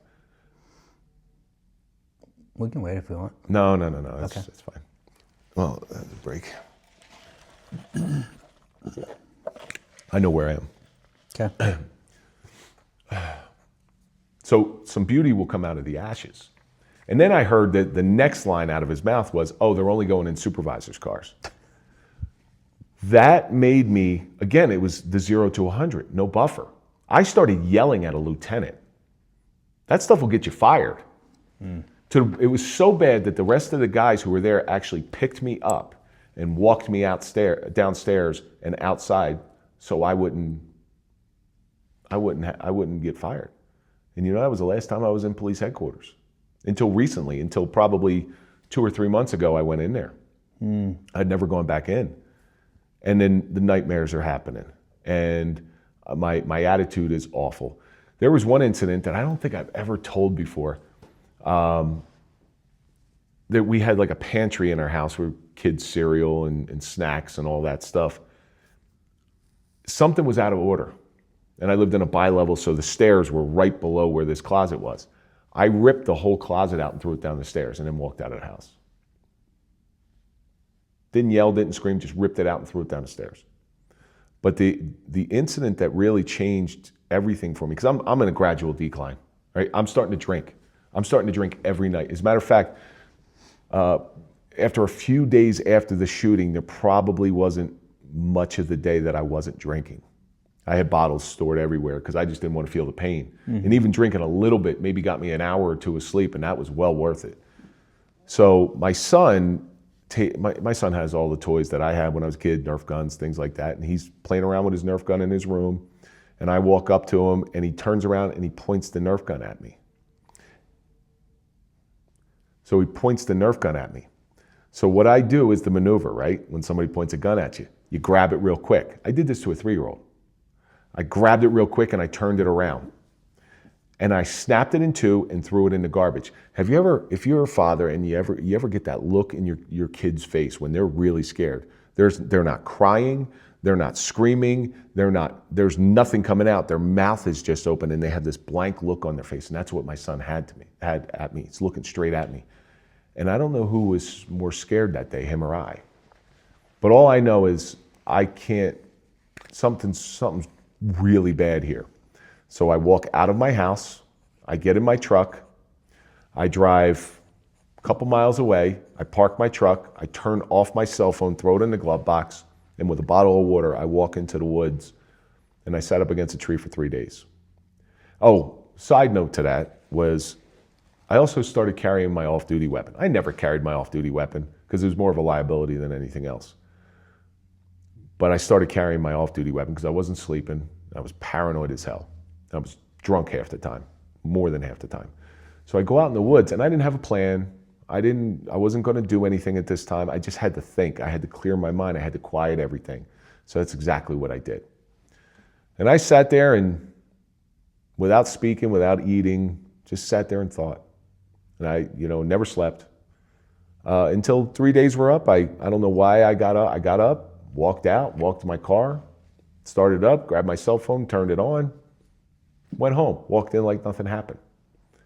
So at this time, I removed myself from my bed because I was thrashing around in my sleep. I once grabbed my wife's wrist and tried to handcuff her from a nightmare. So I didn't want to do that. So I'm sleeping downstairs. I'm sleeping on an easy chair. I don't like the person that I'm becoming. So I decide I can't live like this. I walk into my office, which is just a converted bedroom. And on my wall, I have all my diplomas and everything I'm proud of, people I cared about. It's like a wall of fame, a wall of proud accomplishments. And I grabbed my off-duty weapon, which was a Smith & Wesson Chief Special 38. I always carried it on my ankle when I was on duty. So I take it out, I write a note, and I say, I'm sorry, I apologize for what's happened. I don't want to be this person. I write down bank codes, I write down passwords, anything they're going to need. Here's how you contact the pension board, and I'm going to take my life. So I get on my knees in front of this wall that I'm telling you about. I take this gun, I cock back the hammer, and I put the tip of the gun in my mouth. And I keep that tip of that gun in my mouth for probably 20 minutes, and I'm just looking for a reason. Please tell me a reason I don't want to do this. Just tell me anything. I'm replaying the incident in my head. I'm crying. I'm starting to put, so my thumb's on the trigger. I could still feel the ridges on it. And I'm just pressing, I'm just waiting for the pop. Like, you know how when you learn to shoot, be surprised by the bang? Well, that's what I'm hoping for. And I'm just waiting for it to happen. And then after about 20 minutes, this really, really strange thing happened. I just paused. It's like 2 a.m. There's nobody up. Everybody's sleeping upstairs. And I hold this gun in my hand, and the gun feels like a lead weight. Now, the gun is 1 pound, 9 ounces. I'm not the smartest person in the world to actually look that up because it felt like it was 50 pounds. And I'm like, what? You're going to blow your head off with your 2 kids upstairs. One of them could have found you with half your head missing. You know, so there's all these different scenarios that could have played out in real horror. Or your wife's going to find you with half your head missing. It was the most insane thing, but it seemed like a logical means to an end at the time. Put my gun back in my safe, go off to the chair, and just sit there and watch TV the rest of the night. The next morning comes around, and I only spoke to one guy from the police department. Because here's the thing, when you're going through something like this, you feel like the weakest man in the world. And people are calling you. There's people who are calling you saying, hey, you okay? You don't pick up the phone because you don't know what to say to them. And then there's people who you would expect to call that don't call, and you're mad at them for not calling. But it doesn't matter anyway because you wouldn't pick up the phone. So what's the big difference? I knew I couldn't have my gun in my house. I couldn't be trusted with it. I'm starting to have these thoughts. So I call the one guy I still speak with at the department. I was like, Terry, I can't have my gun in my house. So he says, all right. And I was expecting to give this long, drawn out explanation. You know, I was going to lie, of course. I was going to say, hey, my wife doesn't feel safe and whatever. He doesn't ask me any questions. He says, put it in a lockbox. I'll meet you here. Takes my gun. And he was one of the guys on the deck that night. So he understood more than anybody. But as I've learned, you know, you're like, oh, I'm not doing that anymore. That's not for me. But there's many different ways to try to kill yourself. I've tried to hang myself. I had this rope that I used to play with my dog. I used to throw a toy out in the water, and the dog would go get it. And just in case she was too lazy to go get it, I could reel it in. So I hung that over a hook in my garage, and I put it around my neck. And I'm one of the weird kids who know how to tie a noose because I grew up around boats my whole life. And I tried to hang myself, and I fall to my knees, hoping to get choked out. The next thing I know, like a couple hours later, I wake up on the garage floor. Well, I'm too heavy for the rope. The rope broke. So now I have a big welt on my head because I must have hit my head when I went down. I have this ring around my neck, and I even failed at doing that. You know, I tried to, I would wash down Klonopin with liquor, which very dangerous. You can die doing that, but I didn't really care. I've taken handfuls of Klonopin and woken up to EMTs over me. I try, you know, you drive down the road and you're like, okay, if I just go off the road here, I can go down this ditch because I don't want it to be painful. So that you check out of that one. And I probably tried about 7 or 8 times to kill myself. And Now I'm looking at myself as a complete failure because I'm failing at life, obviously. And now I'm failing at death. I can't even kill myself correctly. So I'm a failure all the way around. In the meantime, I'm going to therapy. I'm seeing a therapist who I've seen workers' comp therapists who are awful. I had one guy ask me, he was like, well, you were a cop. Didn't you expect to get shot at? It's like, no, because it's like 1% are in shootings and 0.5% are actually shooters. So no, I didn't. He's lucky he didn't get thrown out of a window. My doctor, though, I have a personal doctor who treats nothing but police, understands the community, understands the culture. And he's this old Italian from Newark. He's like the many saints of Newark, if you ever seen him. His name's Dr. Eugene Stefanelli. He's responsible for saving my life. So one day he comes in. He knows I'm still in real bad shape. He comes in and he's crazy. Like he's literally insane. He's the only gun-toting person I've ever seen that has a Woodstock ticket from 1969 on his wall. He brings in a gun. He brings in a Colt 45 World War II model with the Bakelite handles. And he's like, hey, I'm thinking about selling this gun. What do you think of it?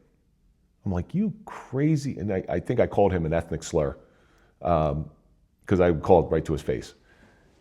And I was like, are you nuts? Back of my head, are you nuts? But I take the gun because I don't want to seem unmasculine. I take the gun and I couldn't get rid of that gun fast enough. I didn't even want it in my hand. I took, oh, wow, that's a nice gun. And I gave it right back to him. And he tells me, because he's a good friend of mine, and he's a very, very dear man. He tells me all the time, he goes, it was at that moment that I knew you could no longer be a cop. Just by the way you handled that weapon. And shortly after, he goes, you have to retire. I said, no, I don't. He goes, no, you have to retire. And I was forced to retire. But I also knew I had to get my life back together. All right, so I'm drinking unheard of amounts. My wife has no idea that I'm as drunk as I am 24/7. I have to go dry out. I have to go to rehab. I checked myself into rehab on November 22nd, 2013. And I sobered up real quick. Boy, did I sober up real quick. I don't do well in confined spaces. And that was the last time probably a couple days prior to that, but that was the last time I ever had a drink because I remember that. I remember that feeling of being in there and trapped and not being able to leave and loss of your freedom and all that stuff. It's an awful feeling. So at least I'm sober, okay? So, and I'm not even a dry drunk. I just have no willingness to drink anymore. I have to start clamping down. A little bit prior to that, I was going to group therapy. And while you're feeling weak and while you're feeling that nobody will understand you and you're all alone, when you go to group therapy with other officers who are involved in shootings, they're having the same nightmares as you. They're feeling the same pains as you. They're going through all the same things that you're doing. And now all of a sudden you don't feel alone. And it was the first time that I ever felt normal. Since the shooting, was the first time where I'm like, oh, okay, the old Kevin is returning. And I would look forward to going to group therapy every week just to have a taste of normalcy. So I continued in that. Even when I got out of rehab, I continued with that stuff. And I finally retired from the police department on June 1st, 2014. But I stayed with group therapy because there were some people inside group therapy that really helped me. And I'm a big believer that help is not for free. Help comes with debit. There's a cost to it. Even my help. When I go and try to help somebody, when I do outreach with somebody, I tell them very clearly, I'm like, this is not free. You owe. And here's what you owe. You don't owe me. You don't owe a thank you. I don't want it. But when you get better and you get through the darkness, it is your duty in order to go do it for somebody else. I watch guys go to group therapy, receive all the help in the world, and then when it comes time to help somebody else, I'm busy. I got to do this. I got to do that. And I'm like, I don't have any time for those people because they're just takers. And that's not what police work is, right? Mm-hmm. So I will always have that blue heart forever. I will have that blue heart. And what it means to have a blue heart is you give everything of yourself at the detriment to yourself. The group therapy. So do you think that was it that finally got rid of your suicidal ideations? It never fully got rid of them. Okay. What it did was it gave me a little bit of clarity. I wasn't this weak person. Yeah, things were a little out of control right now, but they can always get worse. There is hope. See, what happens when you're in a suicidal state, your peripheral vision, like I've heard this from people, didn't you think of your kids? Yeah, of course I thought of my kids. I thought they'd be better off without me. Because your peripheral vision, which on any day, most people's peripheral vision is about here, right? Okay, maybe here. When you go through any type of suicidal ideation, your peripheral vision gets here and you can only see the darkness in front of you. You don't see the kids, you don't see your wife, you don't see your house, you don't see your accomplishments, you don't see any of the good things in life. You only see the darkness. And how do you get rid of the darkness? Somebody once told me that when you're in that dark place and you're walking through that dark tunnel, there's people next to you, you can't see it because it's so damn dark, but the people next to you, they got night vision on and they're guiding you through. And you don't see that until you get closer to the end of that tunnel, that dark tunnel, and the light starts to shine in from whatever light is in the distance, and you look around and you're like, where did you guys come from? So there are people walking you through. You just ignore them. But what was it then? Was it group therapy and time? Is that the combination for you? So I've been asked this many times, and I never had an answer until probably 3 or 4 years ago. A chance meeting with a retired professional hockey player, a gentleman named Adam Burt, played for the Hartford Whalers, Philadelphia Flyers, Carolina Reapers. He comes on my podcast. I'm a sports guy, right? And I'm having a retired professional athlete in there. I'm in heaven. We're going to hear some great hockey stories. He tells a story about how he once got into there was a team battle on the ice with the LA Kings where he locked up with Wayne Gretzky. Of course, he didn't punch Wayne Gretzky because that would have made him the most unpopular man in hockey. But, you know, that's what I was looking for. So a couple days prior to recording, he invites me out for coffee. Turns out he's a pastor. He's a pastor at a church that's about 5 minutes away from me. And he's talking to me about his journey, and we're trading some hockey stories. And a couple days later, I get a text from him before we record. And it says, hey, KD. That's what he calls me, KD. He says, hey, KD, I'm praying for you. It's like, praying for you. And I got mad because I had lost my faith totally. I lost my faith in college. And so I wasn't an atheist. I just figured I'm not dealing with this stuff because I don't know anything about it. I don't want to know anything about it. If it happens, it happens. If it doesn't, oh well. And he writes this text to me, hey, KD, I'm praying for you. And I get furious. I'm like, who do you think you are to pray for me? But it stuck with me. Okay, it stuck with me, and I'm playing it over and over again. And he comes in, and comes in on the show, and I got to tell you, I hardly talked about hockey with him. It was all about his walk into ministry and what he's doing post-professional career. He was a hockey player for 14 seasons. You know how hard that is to be a hockey player for 14 seasons? And now he's the chaplain of the Jets. So I get to do stuff like this with the Jets too. It's even cooler. So I'm very supportive of my guests. So one day I go into his church, which literally is 5 minutes away from my house. And I'm sitting there and I bring my boys. My boys were my get out of jail free card. They're like, hey, if this is weird, one of the boys went to the bathroom in their pants, I gotta go. But it was during COVID and we all had to wear masks, thankfully. So the worship leader is singing, this woman, Kim, she has the voice of an angel. And she's singing. And I start crying. Like, what the hell is this? And I'm trying so hard to fight back the tears because I don't want to see my boys see me cry. And it was a wonderful feeling. It was like I was touched. And then the next week I went back, I said, let me see if I can replicate this. And sure enough, it was the same thing. And time went on, and I watched my faith grow. I watched my faith inspire my boys to have faith. And they willingly, it wasn't my choice. I would always ask them, hey, you want to go to church? Until one day my oldest boy said, hey, Dad, you going to church? You mind if I come with you? Of course, bud, no problem. So let me take you back to that night when I had the gun in my mouth. And it took me a long time to get this. I had that pause, and I don't understand why I had that pause. Rediscovering my faith, and I'm now, believe it or not, I'm now a deacon in my church. Rediscovering my faith put into perspective what happened during that brief pause. That was the hand of God reaching down and saying, hey, son, you're not done yet. You have more stuff to do. This isn't your time. Take the gun out of your mouth. And that's what I did. And it's been a long, windy road. You know, when you walk these types of journeys, the brush and the scrub from the sides, is covering the path. But you know, God's got this beautiful weed whacker, and he'll uncover as much of the path as he knows you need to see.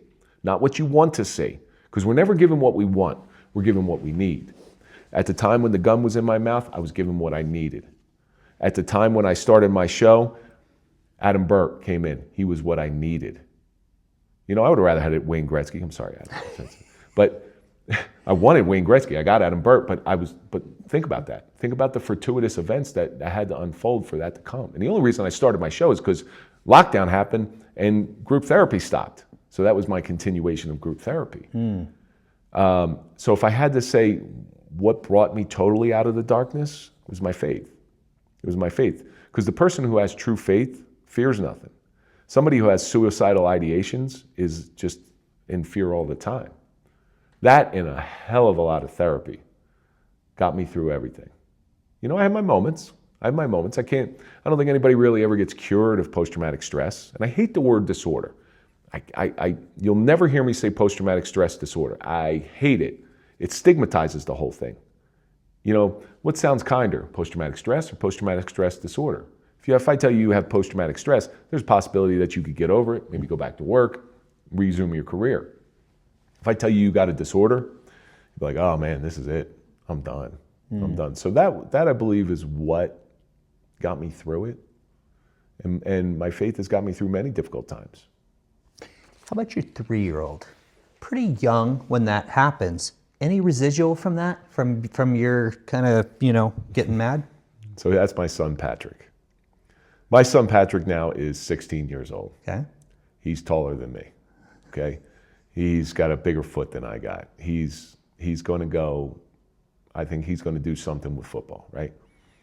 There are bits and pieces that he remembers. And I've talked to him about this. So the first time I ever went back to the shooting site, I'm going to say probably 11 years later. I think that's about where it is. And my son and I are driving around in the car. I just went out for a ride with him. I found myself in Roseland. I don't live that far away from it.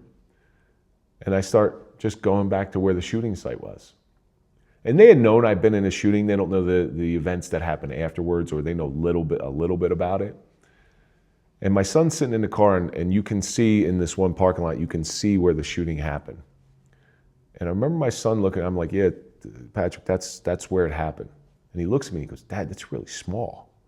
I was like, yeah, man, it was up close and personal. And then that opens up conversation.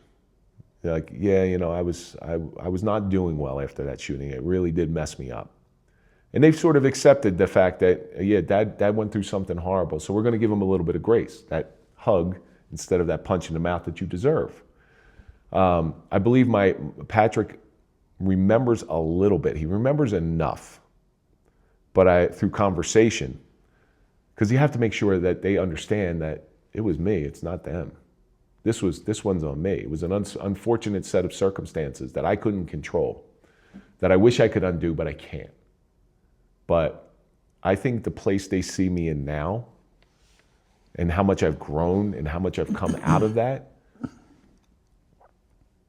I believe it inspires them. Because they've said things, right? They'll see me on shows, they'll see me on the Jubilee or whatever, and it inspires them. They're like, wow, my dad was really in bad shape and he came through it.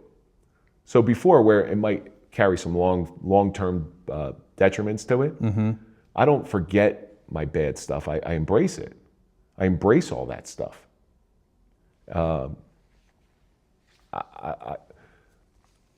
My one key gift is connection with people, because I learned this a while ago.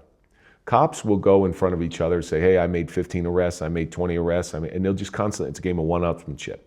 And they'll do the same thing with trauma. I had this trauma. Oh yeah, well, you think that's bad? I had this trauma. Oh, you lost a finger? Well, I lost 4 fingers. And it's just an ongoing game of fighting for trauma trophies.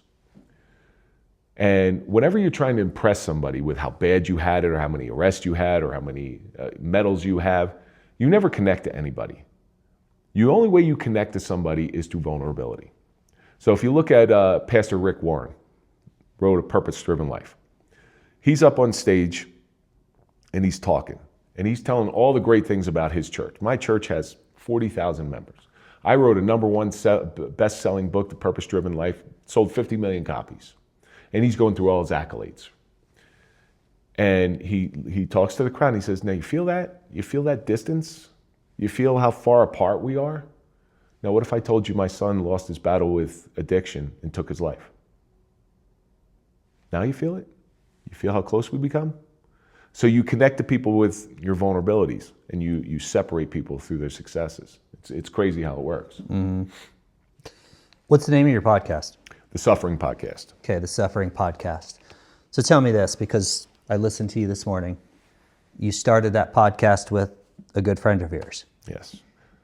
Yes. I want you to tell me the story, but I also want to ask you, did that tragedy, was there any concern with you for that tragedy of potentially, I'm just going to use the term relapsing and maybe developing those ideations again? So it's all about perspective, as I just talked about. Okay. When you're in a suicidal mindset, your perspective's here. Okay. And then when you get out of that mindset, your perspective turns back to normal and it's about here. Okay. What you see when somebody so close to you takes their life is the aperture on your perspective opens up to here. And the next thing you know, you see everything and you see the mistakes that you made while you were in that spot, thinking that nobody cares. Because the pain from suicide that they're feeling doesn't go away. All it is transferred. So he was my best friend. His name was Mike Failace. I started my podcast before he was in group therapy with me. He was one of my guys. I saw him walk in 2014, and I saw that look in his eye, right? I had been already retired, and I saw the look in his eye, and I said, oh man, you got it bad. Tell me what's happening. He goes, I was in that shooting in Lyndhurst. And I was like, all right. And I just connected with him. I said, we're going to talk every day. And I stayed on him. We talked every single day. So we stayed in group therapy. We were, two peas in a pod until lockdown happened. Well, that kind of hurt me because there's a nice purpose to help other officers through their darkness. So I start this podcast, and on episode 9, I'm sort of floundered around for 9 episodes. On episode 9, I say, hey, Mike, why don't you come in? Tell your stuff. And when he comes in there's several times in your life where I consider it lightning in a bottle. And certain things there's a vibe, there's a flow. And him and I sitting across from one another. And his 5-year anniversary episode was on February 24th, a couple days ago. And it was just back and forth. I'm like, wow, this feels right. This feels good. We're on point.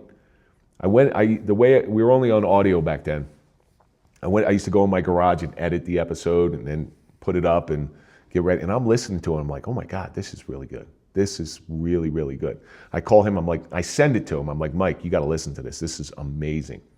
I'm going to air this tomorrow. You got it. This is something else. And it was right then and there. I said, Mike, why don't you come in and be my co-host? So somebody had said it's like Johnny Carson and Ed McMahon. All right? Johnny Carson had his place and Ed McMahon had his place, but they were a powerful team. Mike and I were the same way. Later in Mike's life, he sort of took offense to that, but I tried to explain to him, I'm like, do you understand Johnny Carson was nothing without Ed McMahon? And Ed McMahon was nothing without Johnny Carson? It's a symbiotic relationship. Mm-hmm. So him and I, we get rolling, and it's starting to fire on all cylinders. And it's going amazing, right? And we go on video, and we're growing, and we hit 20,000 subscribers, and we're helping people, right? People are reaching out to us. We're sending them the resources. We're actually doing what we say you're going to do. A lot of people say they're going to be mental health advocates, but they don't really do anything beyond advocating, saying, hey, this is bad. No, you got to have a plan. So we actually had a plan, and we're doing these great things, but I saw Mike's life declining. All right, I buy into all the stuff that I talk about, all the healing stuff. I've sat in harmonic eggs, I've done Reiki. If you were to tell me that the path to healing is to shove my head up my own ass, I'd start stretching tomorrow. Mike talked about it, he never bought into it. He goes through a divorce, he becomes alienated from his kids, they don't talk to him. He's drinking so much. And I'm watching his life just decline, and all these things are getting taken away from him. He used to come in every once in a while, a little tuned up. And I sort of just tolerated it. What I should have done is turned him around and said, hey, Mike, get the hell out of here. Come back here when you're sober. That seat will always be here. Go get yourself cleaned up. I should have done that, but I was afraid if I took, because it was such a purpose-driven show, I was afraid if I took that away from him, that was his last bastion of support. So on May, 5th, 4th, something like that, he breaks up with his girlfriend. And I see him that Wednesday. We record on Wednesdays. We recorded an episode number 183 with a guy named Seth Gale. And my father-in-law had just died. My father-in-law was a cop, my wife's father. He just died.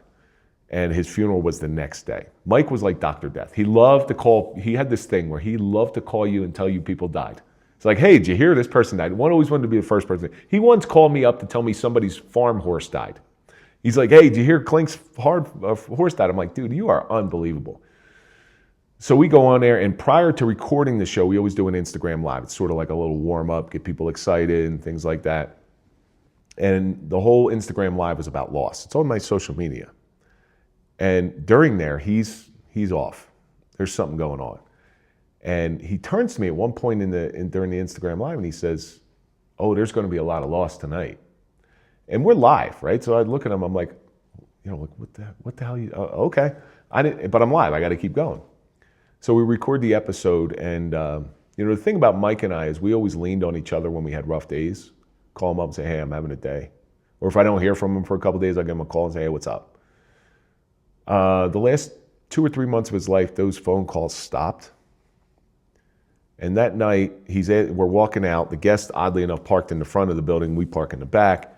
We're walking back, and we're talking, and he keeps asking me, like, where's the funeral tomorrow? Where's the funeral tomorrow? I'm like, it's at this place in Nutley. It's at this funeral home in Nutley. Just look it up. And I'm getting frustrated. I'm like, just look it up.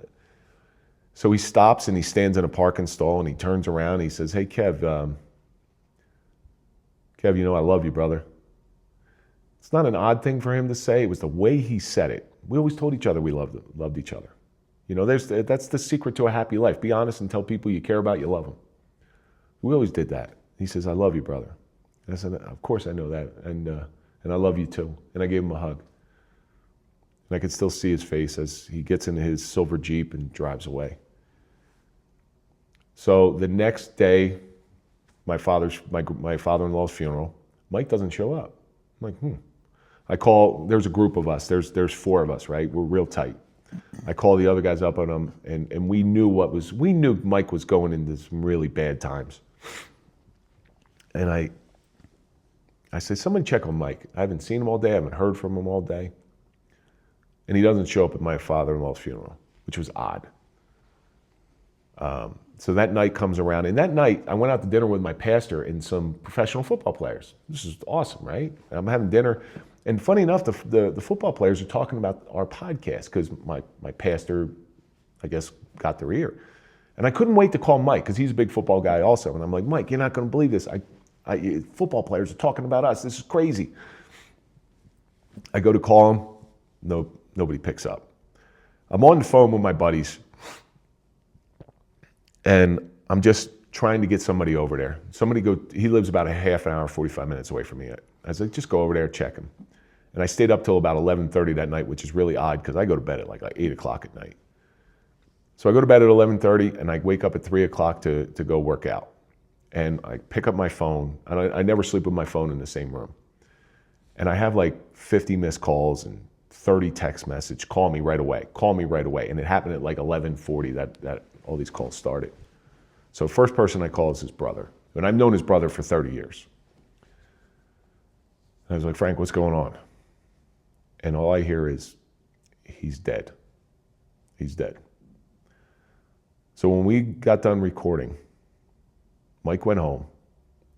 He made 2 phone calls, sent out 1 text message at 12:30 a.m., Thursday the 9th. And around there, my brother, my best friend, my business partner, died from a self-inflicted single gunshot wound to the head. And because we're always courteous, he even put a pillow over the flash so he wouldn't make too much of a mess. So the cleanup crew wouldn't have to clean up too much. Well, I'm in my garage when I make this phone call. And I call one more person to confirm it, that somebody's not screwing with me. And I remember falling down onto my knees and my mouth opened to scream. And nothing came out. Now, when we recorded on audio, we recorded in my house. My kids were always around Mike. My kids knew him. My wife knew him. I go upstairs and I'm a mess. And I wake my wife up and I'm like, Mike killed himself. Mike killed himself. I couldn't believe it was real. I still can't believe it was real, and it's almost 2 years. Now, talk about that perspective. So my perspective is here on a good day. Since Mike killed himself, my perspective is here. I see all the pain, all the heartache that has been transferred from Mike onto everybody else. All that pain is no longer his. He's free and clear of that pain, but now everybody else is hurting. So I went through every state of emotion. I was mad, I was sad, I cried, I couldn't. Like, dude, we're helping people on a daily basis. We have all these resources. And we knew something was going on. We just didn't know how severe it was. Because me and my friends actually had a plan to go over his house that Saturday and kick the shit out of him until it went to rehab. Obviously, that never took place. So now I'm left, and I don't want to make this about me, but the guilt, shame that I feel for not doing enough, because I saw him on a decline, never thinking he was going to take his life. But I saw him on a decline, and I wasn't man enough. This is what pisses me off. I wasn't man enough to say, Mike, get the hell out of here. Go get some help. Go get some. I'll take you. Where you want to go? Let's go. Come on, you and I. We're going to go down. We'll go dry you out. But I was afraid if I confronted him, I was going to lose my best friend. Or if I took the show away from him, he was going to kill himself. Well, guess what happened anyway? Mm-hmm. So what did it do? My complicence, my silence made me complicit somewhat in his suicide. I'll never forgive myself, ever, ever. There's no forgiveness. But as far as relapse goes, it opened my eyes to suicide and the true damage of suicide. Nobody gets out unscathed. You think you're getting rid of the pain by taking your life? No, you're causing exponential amount of pain. If people felt what I felt when I knew Mike took his life, if people knew what I felt, nobody would kill themselves.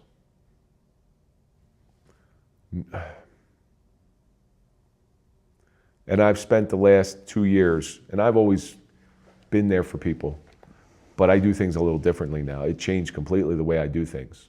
And I just did it today. There's an officer who's not doing so well.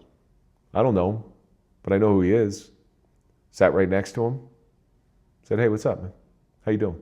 Heard you were in a shooting. How you doing?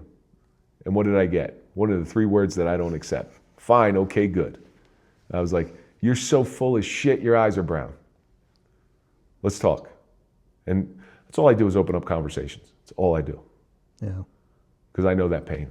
But as far as relapse goes, not a chance.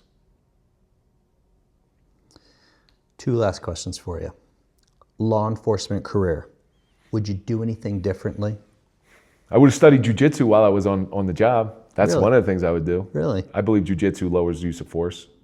You become more confident. You become a more well-rounded, better in shape, healthier officer. Mm-hmm. You know, a lot of fights that happen if somebody's mouthing off at you, a lot of fights will happen because it's about ego, and the cop's ego will get bruised. If you're a true practitioner of Jiu-Jitsu and you know what you can do, somebody pops off at you in the mouth, you're like, bro, you better shut up or you're gonna hurt yourself. Yeah. And then you can put them in something where it's not gonna kill them. They'll feel the pain, but you're not gonna hurt them. There'll be no long-term damage. You will definitely exert your force on them. And it'll be perfectly legal, but it makes more well-rounded. I would have trained Jiu-Jitsu. Just tactically, I think it's a better move. Mm-hmm. I wouldn't let the minutia of the nonsense of administration add to the stresses of an already stressful job. All right? That one's on me. I'm going to take responsibility of that because I let it get to me. When you let somebody get to you, they win. You know, when you react to somebody's bad behavior, they win. And all you do is look like the big jackass. How about mental health wise though? It's a little bit different in this day and age because I think it's becoming a little bit more accepting as opposed to the old guys, stuff it down, don't talk about it. Knowing what you know now, like what advice would you give to younger officers that are just starting? If you allow this job the opportunity, this job will eat your soul. Okay? You wear a bulletproof vest. You do not have bulletproof flesh. All right? There is nobody made of armor. And bosses, this is an easy sell to the bosses, the administration. It's like, hey, you made this investment in this officer. You spent money on training him. You continue to spend money on training him. You clothe him. You pay him. This is an investment in front of you. If you keep them strong physically, yes, they'll be physically healthy. If you keep them strong mentally, they'll finish out their career and your investment will be fulfilled. So it's an easy sell to them. For the officers, do you want to end up like me with a gun in your mouth? Do you want to end up like my partner, shooting himself in the head? Is that where you want to end? Because that's the end of the road for this job. And it happens all too often. The real numbers with police suicide are probably closer to 1,000 because there's no mandatory reporting by departments and they're not tracking retired guys. Retired guys are often themselves at record pace. That's why I say 1,000. BlueHelp.org and a couple different organizations will say around 200 a year, but it's only active duty. And that's not even reporting all of them. That number's probably closer to 300 or 400. All right, and then you add in the retired guys because they lose their purpose. They can't escape the darkness or they don't know how to let their emotions out and they just bubble up and pile over. So the young guys they're a different breed, these younger guys. They're more willing to talk about it. They're more open to talk about it. And I think down the road, that culture will eventually change. You know, when you start with the young, you start fresh with the young and you raise all that stuff up. The dinosaurs are about ready to go and get out of town. And all of a sudden you have these new guys who, okay, let's keep you physically strong, but let's keep you mentally strong. What do you need? What can I do? I don't like the in-house models of mental health, the peer support teams. I don't think that they work very well because you have that A team, B team like we spoke about. A lot of these departments will appoint a peer counselor or New Jersey has a resiliency project. The problem with that is if it's an appointed position, they're not going to appoint somebody on the B team, even if they're proper for the job. So they're going to appoint somebody from the A team. Now me sitting on the B team, am I really going to somebody on the A team? Knowing that there's a possibility that whatever I tell you, you could weaponize and use against me. Right. You know, if you have suicidal ideations, it doesn't mean you're going to kill yourself. It means you're having a bad day. All right, and that's the worst thing. So think about people who are truly having suicidal ideations, cops, okay? And they go to their peer support counselor. Are they going to tell them? No, they're going to dance around it. They're going to look for ways to get do the outhouse. The reason they call it an outhouse model, think about it. What was an outhouse? You didn't want that stuff inside because it smelled. So you put it outside. You know, keeping that stuff inside, it stinks. It doesn't do its job. It hasn't changed the suicide numbers at all. So we better fix this soon. In my lifetime, here's one of the things I want as far as mental health with police officers. Here's what I want to change. I want to make suicide no longer the leading cause of death in officers. It's that simple. I'm never going to eradicate suicide. That's pie in the sky stuff. It's just not going to happen. Yeah. But drastically reducing it by showing them what happens, showing them the fallout of what suicide does, showing them that there's another way to do this stuff. This isn't the end of the road. Everything can be fixed. Everything. If you just have the power, the faith, resilience in order to do the work. Last question for you. I always ask, and it's interesting because you've gone through so much. Did you see yourself, when you started your career till the point that you ended, did your views on people and society change at all? How do you tell when someone's lying? Their lips are moving. Yes, but I learned a lot from my childhood, right? You know, because the way I grew up, I learned how to read a room. I learned not to trust anybody. I learned to take temperatures of audiences and where they sit. It prepared me very well for police work. Made me kind of a crappy husband, but it prepared me well for police work. But over time, inside the police department, I realized that both officers and the public, they're going to present the facade to you that they want you to see. Your job as a police officer, your job as a peer of a police officer, another person in their department, is to find out what's underneath. What's underneath that facade? What's the grim finish below the glossy veneer? That's what changed in me. You know, in the beginning, I was very naive. I didn't know what I didn't know. I took everything at face value. If you said you were fine, okay, you're fine. There's not much. Now when somebody says they're fine, no, you're not. That's your excuse so you don't have to feel what's going on. Yeah. So that's what changed in me, and it started to change towards the end of my career. Got it. Thanks for the interview. Really appreciate it. I appreciate it. Thank you. All right.